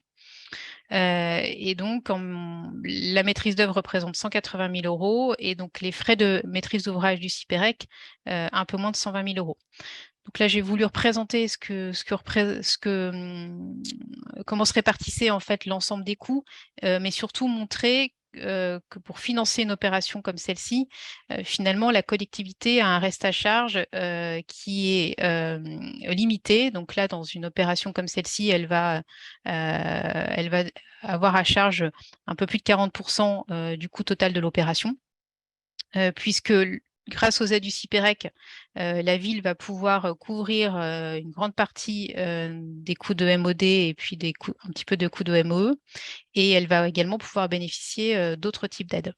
Voilà, donc il faut savoir qu'aujourd'hui, ce genre d'opération de rénovation énergétique est fortement accompagné, aidé par soit des subventions qui peuvent venir d'un syndicat d'énergie, en l'occurrence là le CIPEREC, soit les différentes aides qui ont été évoquées aussi lors des présentations précédentes. Voilà, donc le rôle du CIPEREC, c'est vraiment de pouvoir accompagner très concrètement les collectivités franciliennes dans l'atteinte des objectifs du dispositif éco-énergie tertiaire. Et donc pour ça, on a mis en œuvre un certain nombre d'outils. Donc on invite les collectivités à prendre contact avec nous. Et ce qui aussi est intéressant et spécifique au CIPEREC, c'est, comme je l'ai indiqué tout à l'heure, le fonds pour la transition énergétique qui permet d'accompagner financièrement les collectivités. Voilà. Et puis également, on a un dispositif relatif au C2E qui permet en fait, alors je crois que c'était dans sa dernière slide, voilà, où je parle du financement, qui permet de mutualiser en fait l'ensemble des dossiers de nos différents adhérents pour atteindre le seuil d'éligibilité au C2E. Et donc, nous réalisons chaque année 4 dépôts de C2E, ce qui nous permet de récupérer les sommes des C2E revendus et de reverser 80% de ces sommes aux adhérents. Voilà, donc ça, c'est aussi un service proposé par le CIPEREC qui est de nature à faciliter les opérations de rénovation énergétique. Voilà, merci Marion. Il y avait une question que je voulais vous poser là sur les aides. Si j'ai bien compris, sur les audits, vous donnez 30, vous avez une aide de 30%. Donc, si on cumule avec l'aide dont parlait Nargis tout à l'heure, on arrive à 80% d'aide sur les audits, c'est ça? J'ai envie de dire en théorie. Après, c'est vrai que voilà, ça reste des appels à projets de la région. Donc, chaque dossier est étudié et bien sûr, c'est pris en compte.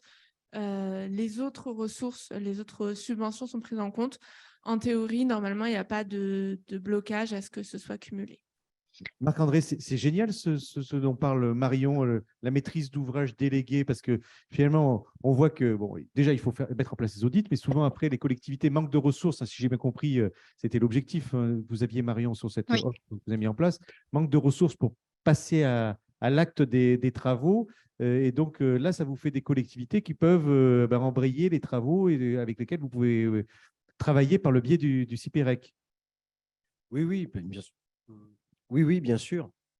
En fait, il y a deux aspects. C'est que jusqu'à présent, les propriétaires de patrimoine immobilier n'étaient pas forcément les plus incités à améliorer leur patrimoine immobilier parce que dans les années 2010, c'était plus de l'incitation que de l'obligation. Alors, depuis 2015, ça change un petit peu. On a des réglementations qui exigent d'améliorer le patrimoine immobilier, les consommations de ce patrimoine. Mais aujourd'hui, le prix de l'énergie qui monte et qui va ne cesser de monter pour arriver à une valorisation nettement plus importante que celle qu'il y avait avant Covid, va déjà leur faire poser ces questions-là.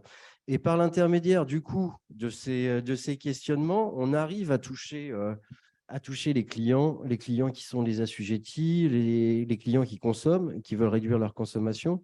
Alors, Madame disait, en fait, la région propose des aides pour réaliser les audits. C'est vraiment la première action de performance énergétique, ça, avec la mise en place d'une plateforme numérique comme Opérate.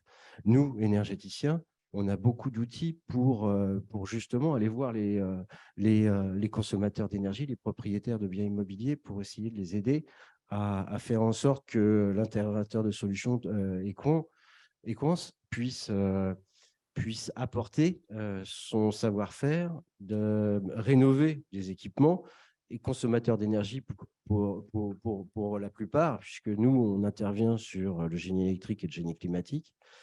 Mais par la suite, eh bien, avec nos collègues de Bouygues Construction, du coup, maintenant, intervenir aussi sur le bâti et sur les ouvrants, sur ce que disait Madame, par l'intermédiaire de l'isolation de toiture et choses comme ça.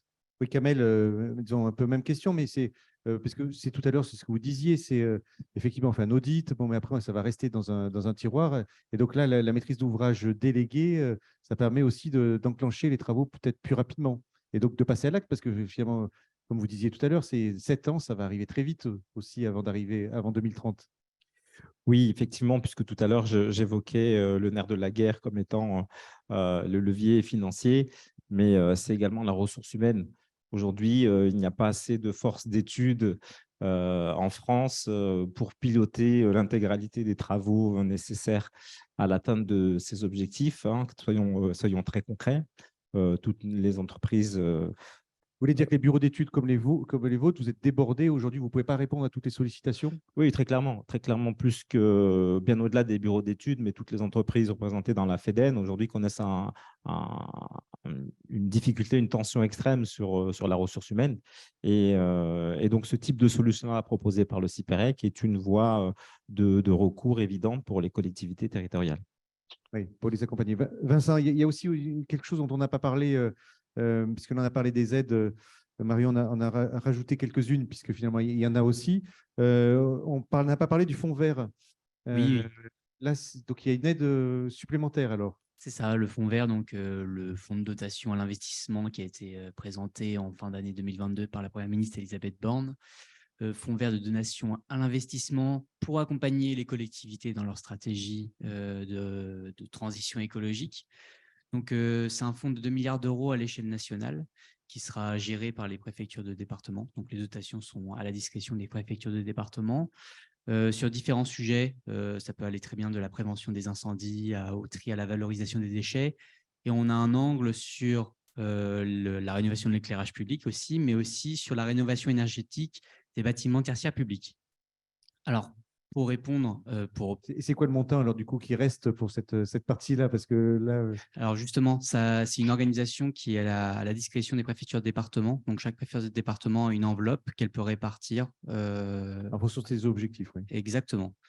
Pour tout ce qui est rénovation énergétique du parc tertiaire public, il y a quelque chose qu'il faut savoir, c'est que pour pouvoir bénéficier et solliciter l'aide issue du fonds vert, il est nécessaire d'apporter une étude thermique, justement, qui prouve au préalable que les travaux proposés, souhaités, puissent améliorer la performance énergétique du bâti de l'ordre d'au moins 30%. On retrouve un dispositif un peu comme MaPrimeRénov' sur la copropriété, c'est-à-dire qu'on soumet à performance énergétique l'octroi d'une aide. C'est ça, c'est ça. Et donc, voilà, je sais que les échéances sont un peu courtes pour faire remonter les projets. Il y a beaucoup de projets qui ont déjà été déposés par des collectivités en Île-de-France. Donc, tout se fait par la plateforme Démarche Simplifiée. Donc, je vous invite en collectivité, si vous avez des projets déjà assez matures, avec peut-être déjà des études thermiques de réaliser, de pouvoir les soumettre. Oui, il y a 150 personnes, là, me dit Benjamin tout à l'heure, qui nous suivent. Donc, la moitié sont à peu près des collectivités. Donc, finalement, avis à demande pour aller chercher ces subventions. Peut-être juste un petit complément, ces aides issues du fonds vert sont cumulables avec d'autres aides à l'investissement qui préexistent, comme la DSIL, la DETER, ou par exemple certains dispositifs C2E. Voilà. Marion, pour revenir vers vous, si vous êtes là encore, voilà. Je vous vois, c'est qu'effectivement, on disait il y a beaucoup d'aides, donc il faut accompagner les collectivités, aller chercher ces différentes aides, parce que sinon, finalement, elles ne vont pas savoir aller les chercher correctement. Puis même, il faut connaître l'existence de ces aides. Exactement, oui, c'est compliqué à la fois d'identifier ces différentes aides parce qu'elles sont assez nombreuses, et puis on peut aussi solliciter des aides au niveau national, ça a été dit, mais au niveau européen également, hein. Donc ce sont des dossiers compliqués, des démarches administratives qui sont longues. Donc voilà, c'est l'intérêt aussi de ce service que nous mettons à disposition des collectivités qui permet de les accompagner dans la recherche de financement. Il y a beaucoup d'aides qui sont cumulables, hein, ça a été dit. Donc ça, c'est important aussi de savoir ce qui est cumulable, ce qui n'est pas cumulable. Il y a des spécificités selon les aides. Voilà, donc nous mettons à disposition aussi nos collectivités adhérentes des petits outils qui listent l'ensemble des dispositifs d'aide aujourd'hui disponibles. Et nous avons beaucoup travaillé avec les préfectures d'Île-de-France dans le cadre du Fonds vert, puisqu'il y a des préfectures qui ont été assez dynamiques dans le lien avec les collectivités, en les relançant pour pouvoir obtenir des demandes de dossiers dans les délais, parce que c'est vrai que les délais étaient assez serrés, et elles nous ont sollicité pour que on mutualise aussi un petit peu nos actions, et elles ont relayé aux collectivités le fait que les aides du Fonds vert et les aides du CIPEREC en matière de rénovation énergétique sont cumulables, y compris les C2E d'ailleurs. Voilà. Voilà, merci. On vous a perdu en termes d'image, Marion, mais Ah, on vous pardon. entend pas. Je ne sais pas pourquoi. Alors, on va passer à des questions du public. Morgane, est-ce qu'on les voit là, on a un écran noir, mais ça va revenir. On a une question d'une personne à distance, de Céline, qui demande « Le décret BAX impose entre autres la mise en place d'une GTB ?» Voilà, alors qui est-ce qui veut répondre à cette question? Marc-André, allez. Allez. Ouais. Oui, on peut redire les acronymes, tout ça pour le public, parce que c'est peut-être évident pour certains, mais pas pour tous. J'allais donc, à chaque fois, commencer par ça. voilà. BAC, c'est GTB alors. BAC, c'est Building Automatic Control System. C'est issu d'une directive européenne. Le décret par lui-même est très court. Il indique qu'il faut mettre un système de contrôle-commande du bâtiment pour intervenir sur la performance énergétique de ce bâtiment. Il indique également que la puissance du bâtiment assujetti pour tout ce qui est le CVC, encore un acronyme. Le CVC, c'est le chaud-froid-ventilation. Donc, tout ce qui consomme de l'énergie qui est en relation avec la production de conditions de vie acceptables à l'intérieur du bâtiment, ne doit pas dépasser 290 kW. Tous les sites au-dessus de 290 kW, aujourd'hui, sont concernés par la mise en place d'un système GTB, mais un peu GTB augmenté, dans le sens où c'est une GTB qui va aussi commander. L'idée, c'est de dire on contrôle, mais on doit aussi pouvoir intervenir sur une régulation de température, sur peut-être une isolation de l'irradiation solaire, dans le cas de bâtiments exposés sud avec des vitres ou des choses comme ça. Donc, l'idée, c'est aussi d'améliorer cette capacité d'intervention sur la commande. Et donc, par contre, la directive européenne est beaucoup plus détaillée. Vous pourrez la trouver sur Internet. Et c'est un document qui est quand même assez complet. Il y a une nouvelle valeur sur le décret BAC, c'est ce que disait Vincent. Oui, mais elle est en préparation. Voilà, elle est à la signature, en concertation. Et aujourd'hui, le décret BAC, il semblerait qu'il soit ramené pour 2025, début 2025. Il sera ramené à hauteur de 70 kW de puissance installée pour les usages toujours participant à la condition de vie à l'intérieur du bâtiment. Donc, le chaud, le froid, en fait, la production de chaud, la production de froid, la ventilation du bâtiment. Et donc, du coup, on peut considérer qu'il faut environ 7 kW de puissance installée pour 100 mètres carrés. Donc, on peut se considérer qu'à partir de 7 kW x 10, 70 kW, pour le nouveau seuil qui va arriver à partir de très prochainement, on peut considérer qu'un bâtiment de 1000 mètres carrés, on pourra se poser la question pour savoir s'il est concerné. Ce qui correspond à peu près, au peu ou prou, au dispositif éco-énergie tertiaire. Voilà, donc c'est pour ça qu'on fait converger à peu près les valeurs et les surfaces sur les mêmes montants. Morgane, une autre question du public à distance? Oui, alors, une personne qui demande, donc Katia, comment va se dérouler la déclaration opérate pour des bâtiments qui deviendraient assujettis suite à une extension réalisée? Donc, par exemple, si cette année ou l'année prochaine, il y a un bâtiment qui passe au-delà de 1000 mètres carrés, comment se déroule la déclaration? Voilà, Vincent qui va nous répondre. Peut-être un petit point réglementaire à rappeler, c'est que tous les bâtiments sont concernés par les objectifs du décret tertiaire, du dispositif éco-énergie tertiaire, qu'ils soient existants ou neufs. Donc, autrement dit, si un bâtiment se voit élargi et dépasse les 1000 mètres carrés, alors il faudra que les assujettis remplissent la plateforme Opérate, comme ce qui est actuellement le cas, en créant un compte, remplissant leurs EFA, remplissant les données surfaciques et les données de consommation associées. Ce qui compte, il me semble, c'est la première année pleine d'exploitation pour les consommations. Donc, à partir du moment où le bâtiment ou l'extension sera livrée, alors la première année pleine d'exploitation correspondra comme année de référence. Voilà, ça c'est clair. Une autre question, Morgane, du public à distance. Vous avez des questions aussi dans la salle? Voilà, monsieur aussi a une question. Mais voilà, devant. Excusez-moi, monsieur, peut-être pour vous présenter et puis poser votre question. Bonjour à tous, merci pour vos présentations. Donc moi, je suis monsieur Timsi, je travaille dans l'électricité en Île-de-France. Et moi, j'avais une question concernant la finalité, parce qu'on est d'accord qu'aujourd'hui, il y a eu pas mal d'aides qui ont été mises en place. On a le côté études qui suit, mais la finalité, c'est les travaux de rénovation. Et aujourd'hui, comment éviter d'attirer les éco-délinquants dans la partie tertiaire, parce qu'on a connu énormément d'éco-délinquants dans la partie particulière. Et aujourd'hui, la question, c'est comment protéger les entreprises et les collectivités sur la partie travaux. Donc, la finalité, c'est de ne pas avoir des passoires énergétiques, malgré l'étude qui est bien faite, etc. Mais que les travaux réalisés sont en concordance avec les attentes des personnes. Voilà, on a compris votre question. Merci, monsieur. Donc, les éco-délinquants, c'est, pour résumer, alors, Nargis, ce seraient certaines professionnels qui bénéficieraient d'un effet d'aubaine et qui ne réaliseraient pas vraiment les travaux tels qu'ils devraient être réalisés. Bon. Oui, ou qui réaliseraient les travaux, mais sans atteindre du coup les performances sur lesquelles ils se seraient engagés. Oui. Donc, effectivement, c'est, on va dire, un peu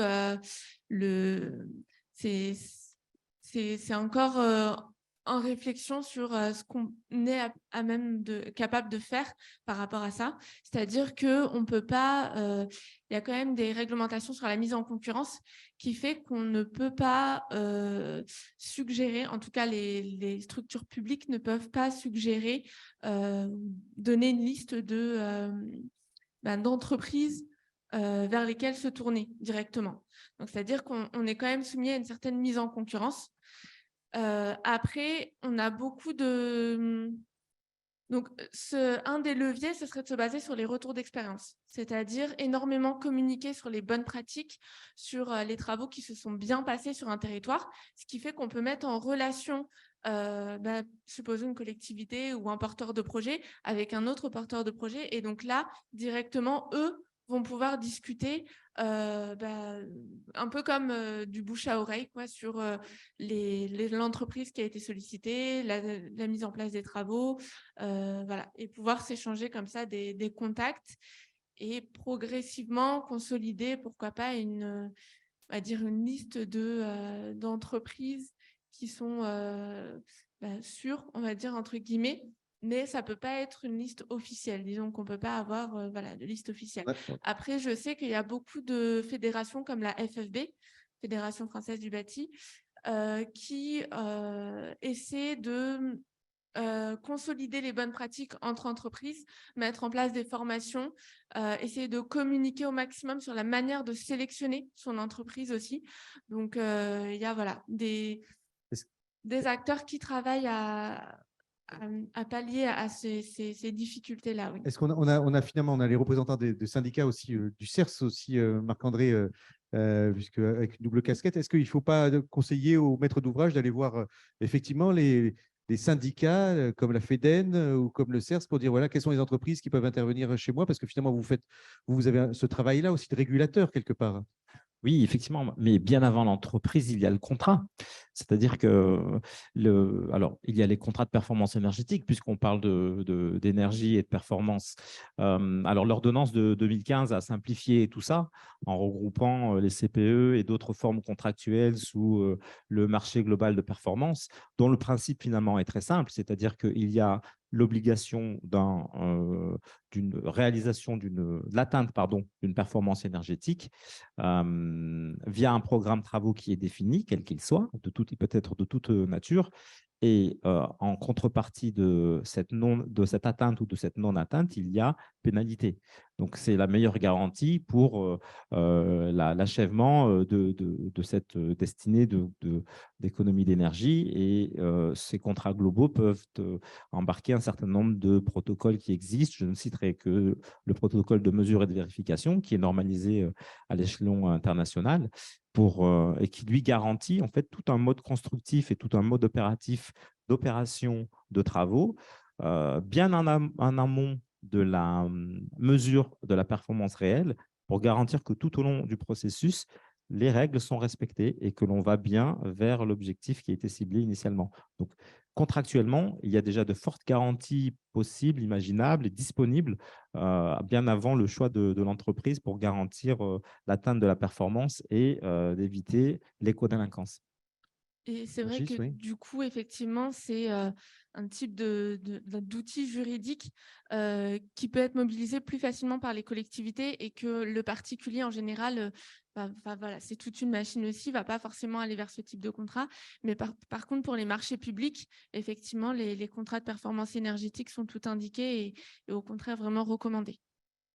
Oui, et donc aller voir aussi les entreprises. Alors, il y a le contrat et aussi aller voir les entreprises avec les syndicats. Marc-André, oui. Je voulais juste rajouter une chose parce que le souci qu'il y a eu à cette époque-là, également d'ailleurs avec les certificats d'économie d'énergie, ça touchait le monde du particulier, mais le monde du particulier, c'est vraiment à part dans le milieu de la profession du génie climatique, génie électrique ou même de la perf énergétique. Vous avez des entreprises qui travaillent exclusivement sur le B2B ou alors sur le B2C. Et rarement les deux. Ceux qui bossent avec B2C, c'est particulier, et B2B, c'est entreprise. Excusez-moi. Ceux qui bossent avec les particuliers ne bossent pas avec les entreprises et vice-versa. Et il y a une raison à ça. C'est que le monde du travail de l'entreprise à l'entreprise est beaucoup plus réglementé et beaucoup plus suivi de part et d'autre. Parce que là, on parle d'égal à égal, et comme disait madame, une entreprise qui se confronte à un particulier parce qu'elle a défailli, le particulier n'a pas beaucoup de chance. Parce que l'entreprise, c'est gros. Une entreprise, face à une entreprise, c'est différent. Tout le monde a les moyens de se défendre. C'est un peu ça l'idée. Et puis dire aussi qu'il y a des labels tels que RGE qui quand même aident à, ne serait-ce que pour valoriser les certificats d'économie d'énergie. Quand vous allez chercher une étude, eh ben, il faut qu'elle soit RGE. RGE éclairage pour l'étude éclairage ou d'autres. Il y a les labels et puis le monde du B2C qui est vraiment pas pareil que le monde du B2B. Comme dit monsieur, il y a des contrats de marchés globaux de performance qui sont très, très encadrés et les juristes d'un côté sont aussi compétents que les juristes de l'autre. Allez, une autre question du public à distance. Oui. Alors, existe-t-il, donc une question de Alexia, existe-t-il des subventions sur les études, audits énergétiques et schémas directeurs pour les entreprises et les associations? Qui est-ce qui veut répondre? Nargis. Alors, du coup, c'est vrai que l'aide régionale que j'avais mentionnée, c'est une aide régionale pour les collectivités. Donc, elle ne concerne pas les entreprises. Après, malheureusement, à ma connaissance, à l'échelle, au niveau des subventions région, il n'y en a pas actuellement. Ce qu'il peut y avoir, c'est potentiellement des aides sur les énergies renouvelables. Donc, ça ne touche pas forcément à la rénovation énergétique directement. Mais si l'entreprise envisage des travaux d'énergie renouvelable pour de l'autoconsommation, par exemple, ce qui touche un petit peu aux objectifs du décret tertiaire, ça peut faire partie des travaux. Ça peut être subventionné par la région. Ouais. Je sais qu'Enedis a des aides aussi, des aides, des financements particuliers peut-être pour les IRVE. Il y a pour d'autres sujets sur lesquels vous avez des financements? Alors, là, c'est un petit peu, c'est effectivement pour l'équipement en IRVE des parkings résidentiels collectifs, qui est un gros enjeu en Île-de-France, qu'on est à 80% de collectifs. C'est qu'en fait, il y a différentes solutions. Il y a 3 grandes solutions techniques. Je ne veux pas les exposer on va dire, de réalisation d'une structure qui va permettre à ceux qui le désirent d'avoir des bornes de recharge de véhicules électriques dans les parkings. Une des solutions qui est assez récente, puisque ça a été validé dans le cadre de la loi climat et résilience et donc un certain nombre de décrets arrêtés, positionne Enedis comme préfinanceur via le TURP, c'est-à-dire le tarif d'utilisation des réseaux, pour ces colonnes. On avait l'habitude d'appeler ça des colonnes horizontales, un peu de manière symétrique aux colonnes montantes, qu'on connaît bien dans les immeubles. Et en fait, ça permet que les personnes qui veulent s'équiper en borne de recharge vont pouvoir payer leur participation à la structure collective et leurs bornes. Ceux qui ne veulent pas n'auront rien à payer, ce qui était un souci en AG de copro la plupart du temps, n'auront rien à payer puisque ça sera préfinancé par Enedis. Mais ce n'est pas une subvention. Oui, puis là finalement, il n'y a pas de lien avec le tertiaire ou non, c'est pour ça que je ne levais pas la main sur la partie subvention. Non, c'était pour ça. Très bien. Vincent, oui.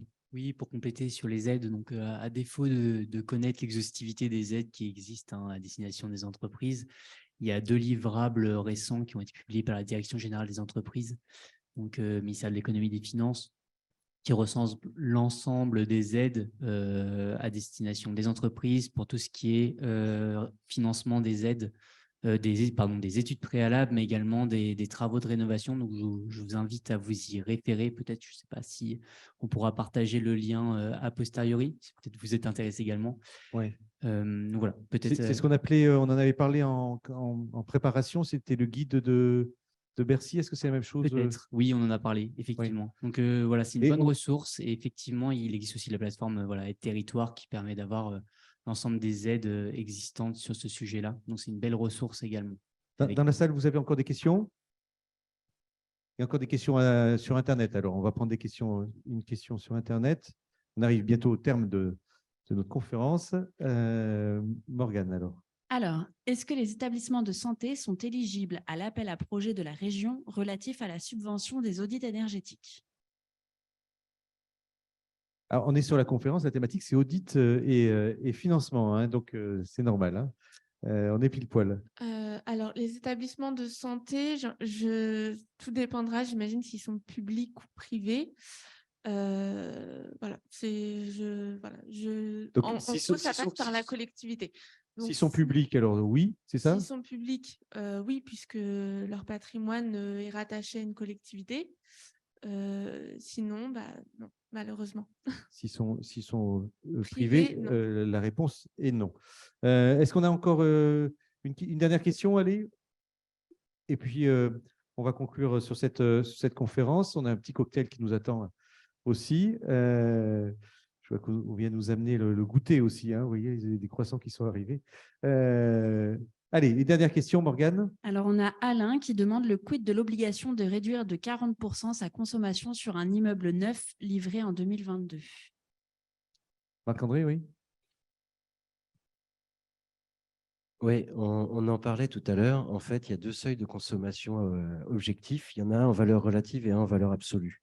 Celui en valeur relative, donc c'est une année de référence qui peut être compris entre 2010 et 2019, moins 40%. Cette année, en fait, elle va concerner tous les sites, tous les bâtiments. Cet objectif-là est intéressant pour les bâtiments et les sites qui se sont rénovés entre 2010 et 2019. Les sites, et ça va répondre à la question, j'arrive après. Les sites avant 2010 qui ont été rénovés ou les sites neufs vont être probablement sur l'objectif en valeur absolue, dans le sens où quand on va, on va compléter Opérate de l'ensemble de l'usage du bâtiment, des indicateurs d'intensité, de la composition bâtimentaire, combien il y a de mètres carrés de bureaux, combien il y a de mètres carrés de stockage, de logistique, etc. Une fois qu'on a dit tout ça, à chaque surface est associée une consommation en CVC, objectif, qui est à peu près la RT 2012, et une consommation en use, ça s'appelle use sur les tableaux valeur absolue. Sur la consommation use, vous allez avoir, par exemple, pour le bureau, le bout d'énergie qui est nécessaire pour le PC, le bout d'énergie qui est nécessaire pour le réseau, pour le chaude sanitaire, qui va avec le bureau. En fait, tout ce qui va avec le bureau, avec la personne qui sera au niveau du bureau. Et ça constitue une consommation globale. Pour 1 mètre carré de bureau, vous avez le droit à tant de kilowattheures. Et une fois que vous avez composé votre bâtiment, que vous l'avez déclaré sur Opérate, eh bien, il va y avoir une multiplication de ce nombre de mètres carrés par ce nombre d'affectations de consommation use et CVC. Et ça va vous faire une consommation globale. Un site neuf, évidemment, n'a pas d'antériorité en termes de consommation. Par contre, il va y avoir le calcul de l'objectif en valeur absolue, c'est-à-dire la consommation de tous les mètres carrés avec de toute la composition en termes de use et de CVC autorisés. Ça va vous faire un objectif d'un certain nombre de kilowattheures global sur le site. Et c'est cet objectif-là que vous allez devoir comparer à la consommation de l'année précédente, une fois que vous aurez une consommation d'année pleine. Voilà. Vincent, merci pour cette précision bien claire. Oui, pour compléter, effectivement, hein, valeur relative pour les bâtiments les moins performants, valeur absolue pour les bâtiments neufs ou les plus performants. Pour la valeur absolue, ça se base sur des valeurs qui sont fixées par arrêté à chaque décennie, sur la base des meilleures techniques constructives, etc. Donc, les arrêtés pour 2030 sont en cours de parution. Petite information que je n'avais pas dit tout à l'heure, il y a un certain nombre de valeurs qui sont sorties à ce jour. Courant 2023, il y aura deux autres arrêtés valeurs absolues qui seront publiés. Un premier sur tout ce qui est commerce, hôtellerie, restauration, et un second qui traitera notamment des questions de bâtiments relatifs à la santé, au secteur médico-social, etc. Voilà un peu pour les échéances, et puis on aura un nouvel arrêté en 2040. Voilà, il Voilà. faut prendre le micro, hein, Marc-André. Oui, donc ils sont toujours en concertation à ce jour. Oui, je disais en fait en groupe de travaux avec mes collègues du CERS, que je représente au ministère de la Transition écologique. On est en concertation avec le ministère pour justement l'évaluation de ces compositions de consommation, pour dire qu'est-ce qui rentre dans une consommation use sur ce type de mètre carré-là. Qu'est-ce qui rentre? Est-ce qu'il y a du CVC aussi? Par exemple, vous avez du stockage en grand froid quand on congèle un produit. Là, forcément, sur un mètre carré d'entrepôt congelé, il n'y a pas de conditions de vie. Il n'y a pas de conditions de CVC. Donc, du coup, il n'y aura pas de CVC. Par contre, il n'y aura que du use. Et ça, il faut l'établir à son bon niveau parce que, comme disait monsieur, un bâtiment qui existe depuis avant 2010, mais qui s'est rénové, par exemple, sur l'année 2014, 2015 et 2016, qui est presque ou qui a dépassé sa consommation en valeur absolue, son objectif, parce que c'est possible, il peut être très, très bien rénové, eh bien, aura l'utilité de dire je vais prendre une année de consommation avant toutes ces actions de performance énergétique, parce que j'ai déjà fait mes 40% et peut-être au-delà. Et du coup, c'est là qu'on a tout l'intérêt d'avoir un service d'énergéticien pour conseiller les assujettis sur l'objectif déjà qu'ils doivent choisir ou qu'il est préférable pour leur type de site et calculer correctement l'objectif. Faire la correcte décomposition du site bâtimentaire pour avoir les indicateurs d'intensité d'usage les plus précis possibles et ensuite déterminer une année de référence la plus juste possible par rapport à la vie du site et à son historique. Marion, sur votre territoire du CIPEREC, en termes de… qu'on ne vous oublie pas parce que vous êtes à distance. Donc, sur le territoire du CIPEREC, sur la partie déclaration opérate, est-ce que toutes les collectivités qui sont chez vous ont toutes fait leur déclaration? Est-ce que vous avez un état des lieux? Je ne saurais pas vous répondre, mais c'est une information qu'on devrait pouvoir avoir. Parce que Alors, vous on a n'avez pas de nombreuses retour. collectivités, hein, on en a, enfin, en tout cas, celles qui adhèrent à notre centrale d'achat Sipenco pour la partie rénovation énergétique, on en compte plus de 200 collectivités. Mais je pourrais essayer de me renseigner voilà, auprès de notre titulaire de marché qui doit avoir cette information. Oui, parce que vous n'avez pas le retour d'information quand une collectivité a fait le travail. Vous n'avez pas un retour direct. Non, pas forcément. Non, non. Oui, donc vous n'avez pas les infos. Voilà. Mais on devrait pouvoir les avoir, c'est une bonne question. On a un petit quiz, Benjamin, non? Pour savoir si, Marion, si tout le monde a bien suivi, cher public également. Voilà, qu'on va vous présenter. Donc, ça, c'est un quiz un peu de conclusion.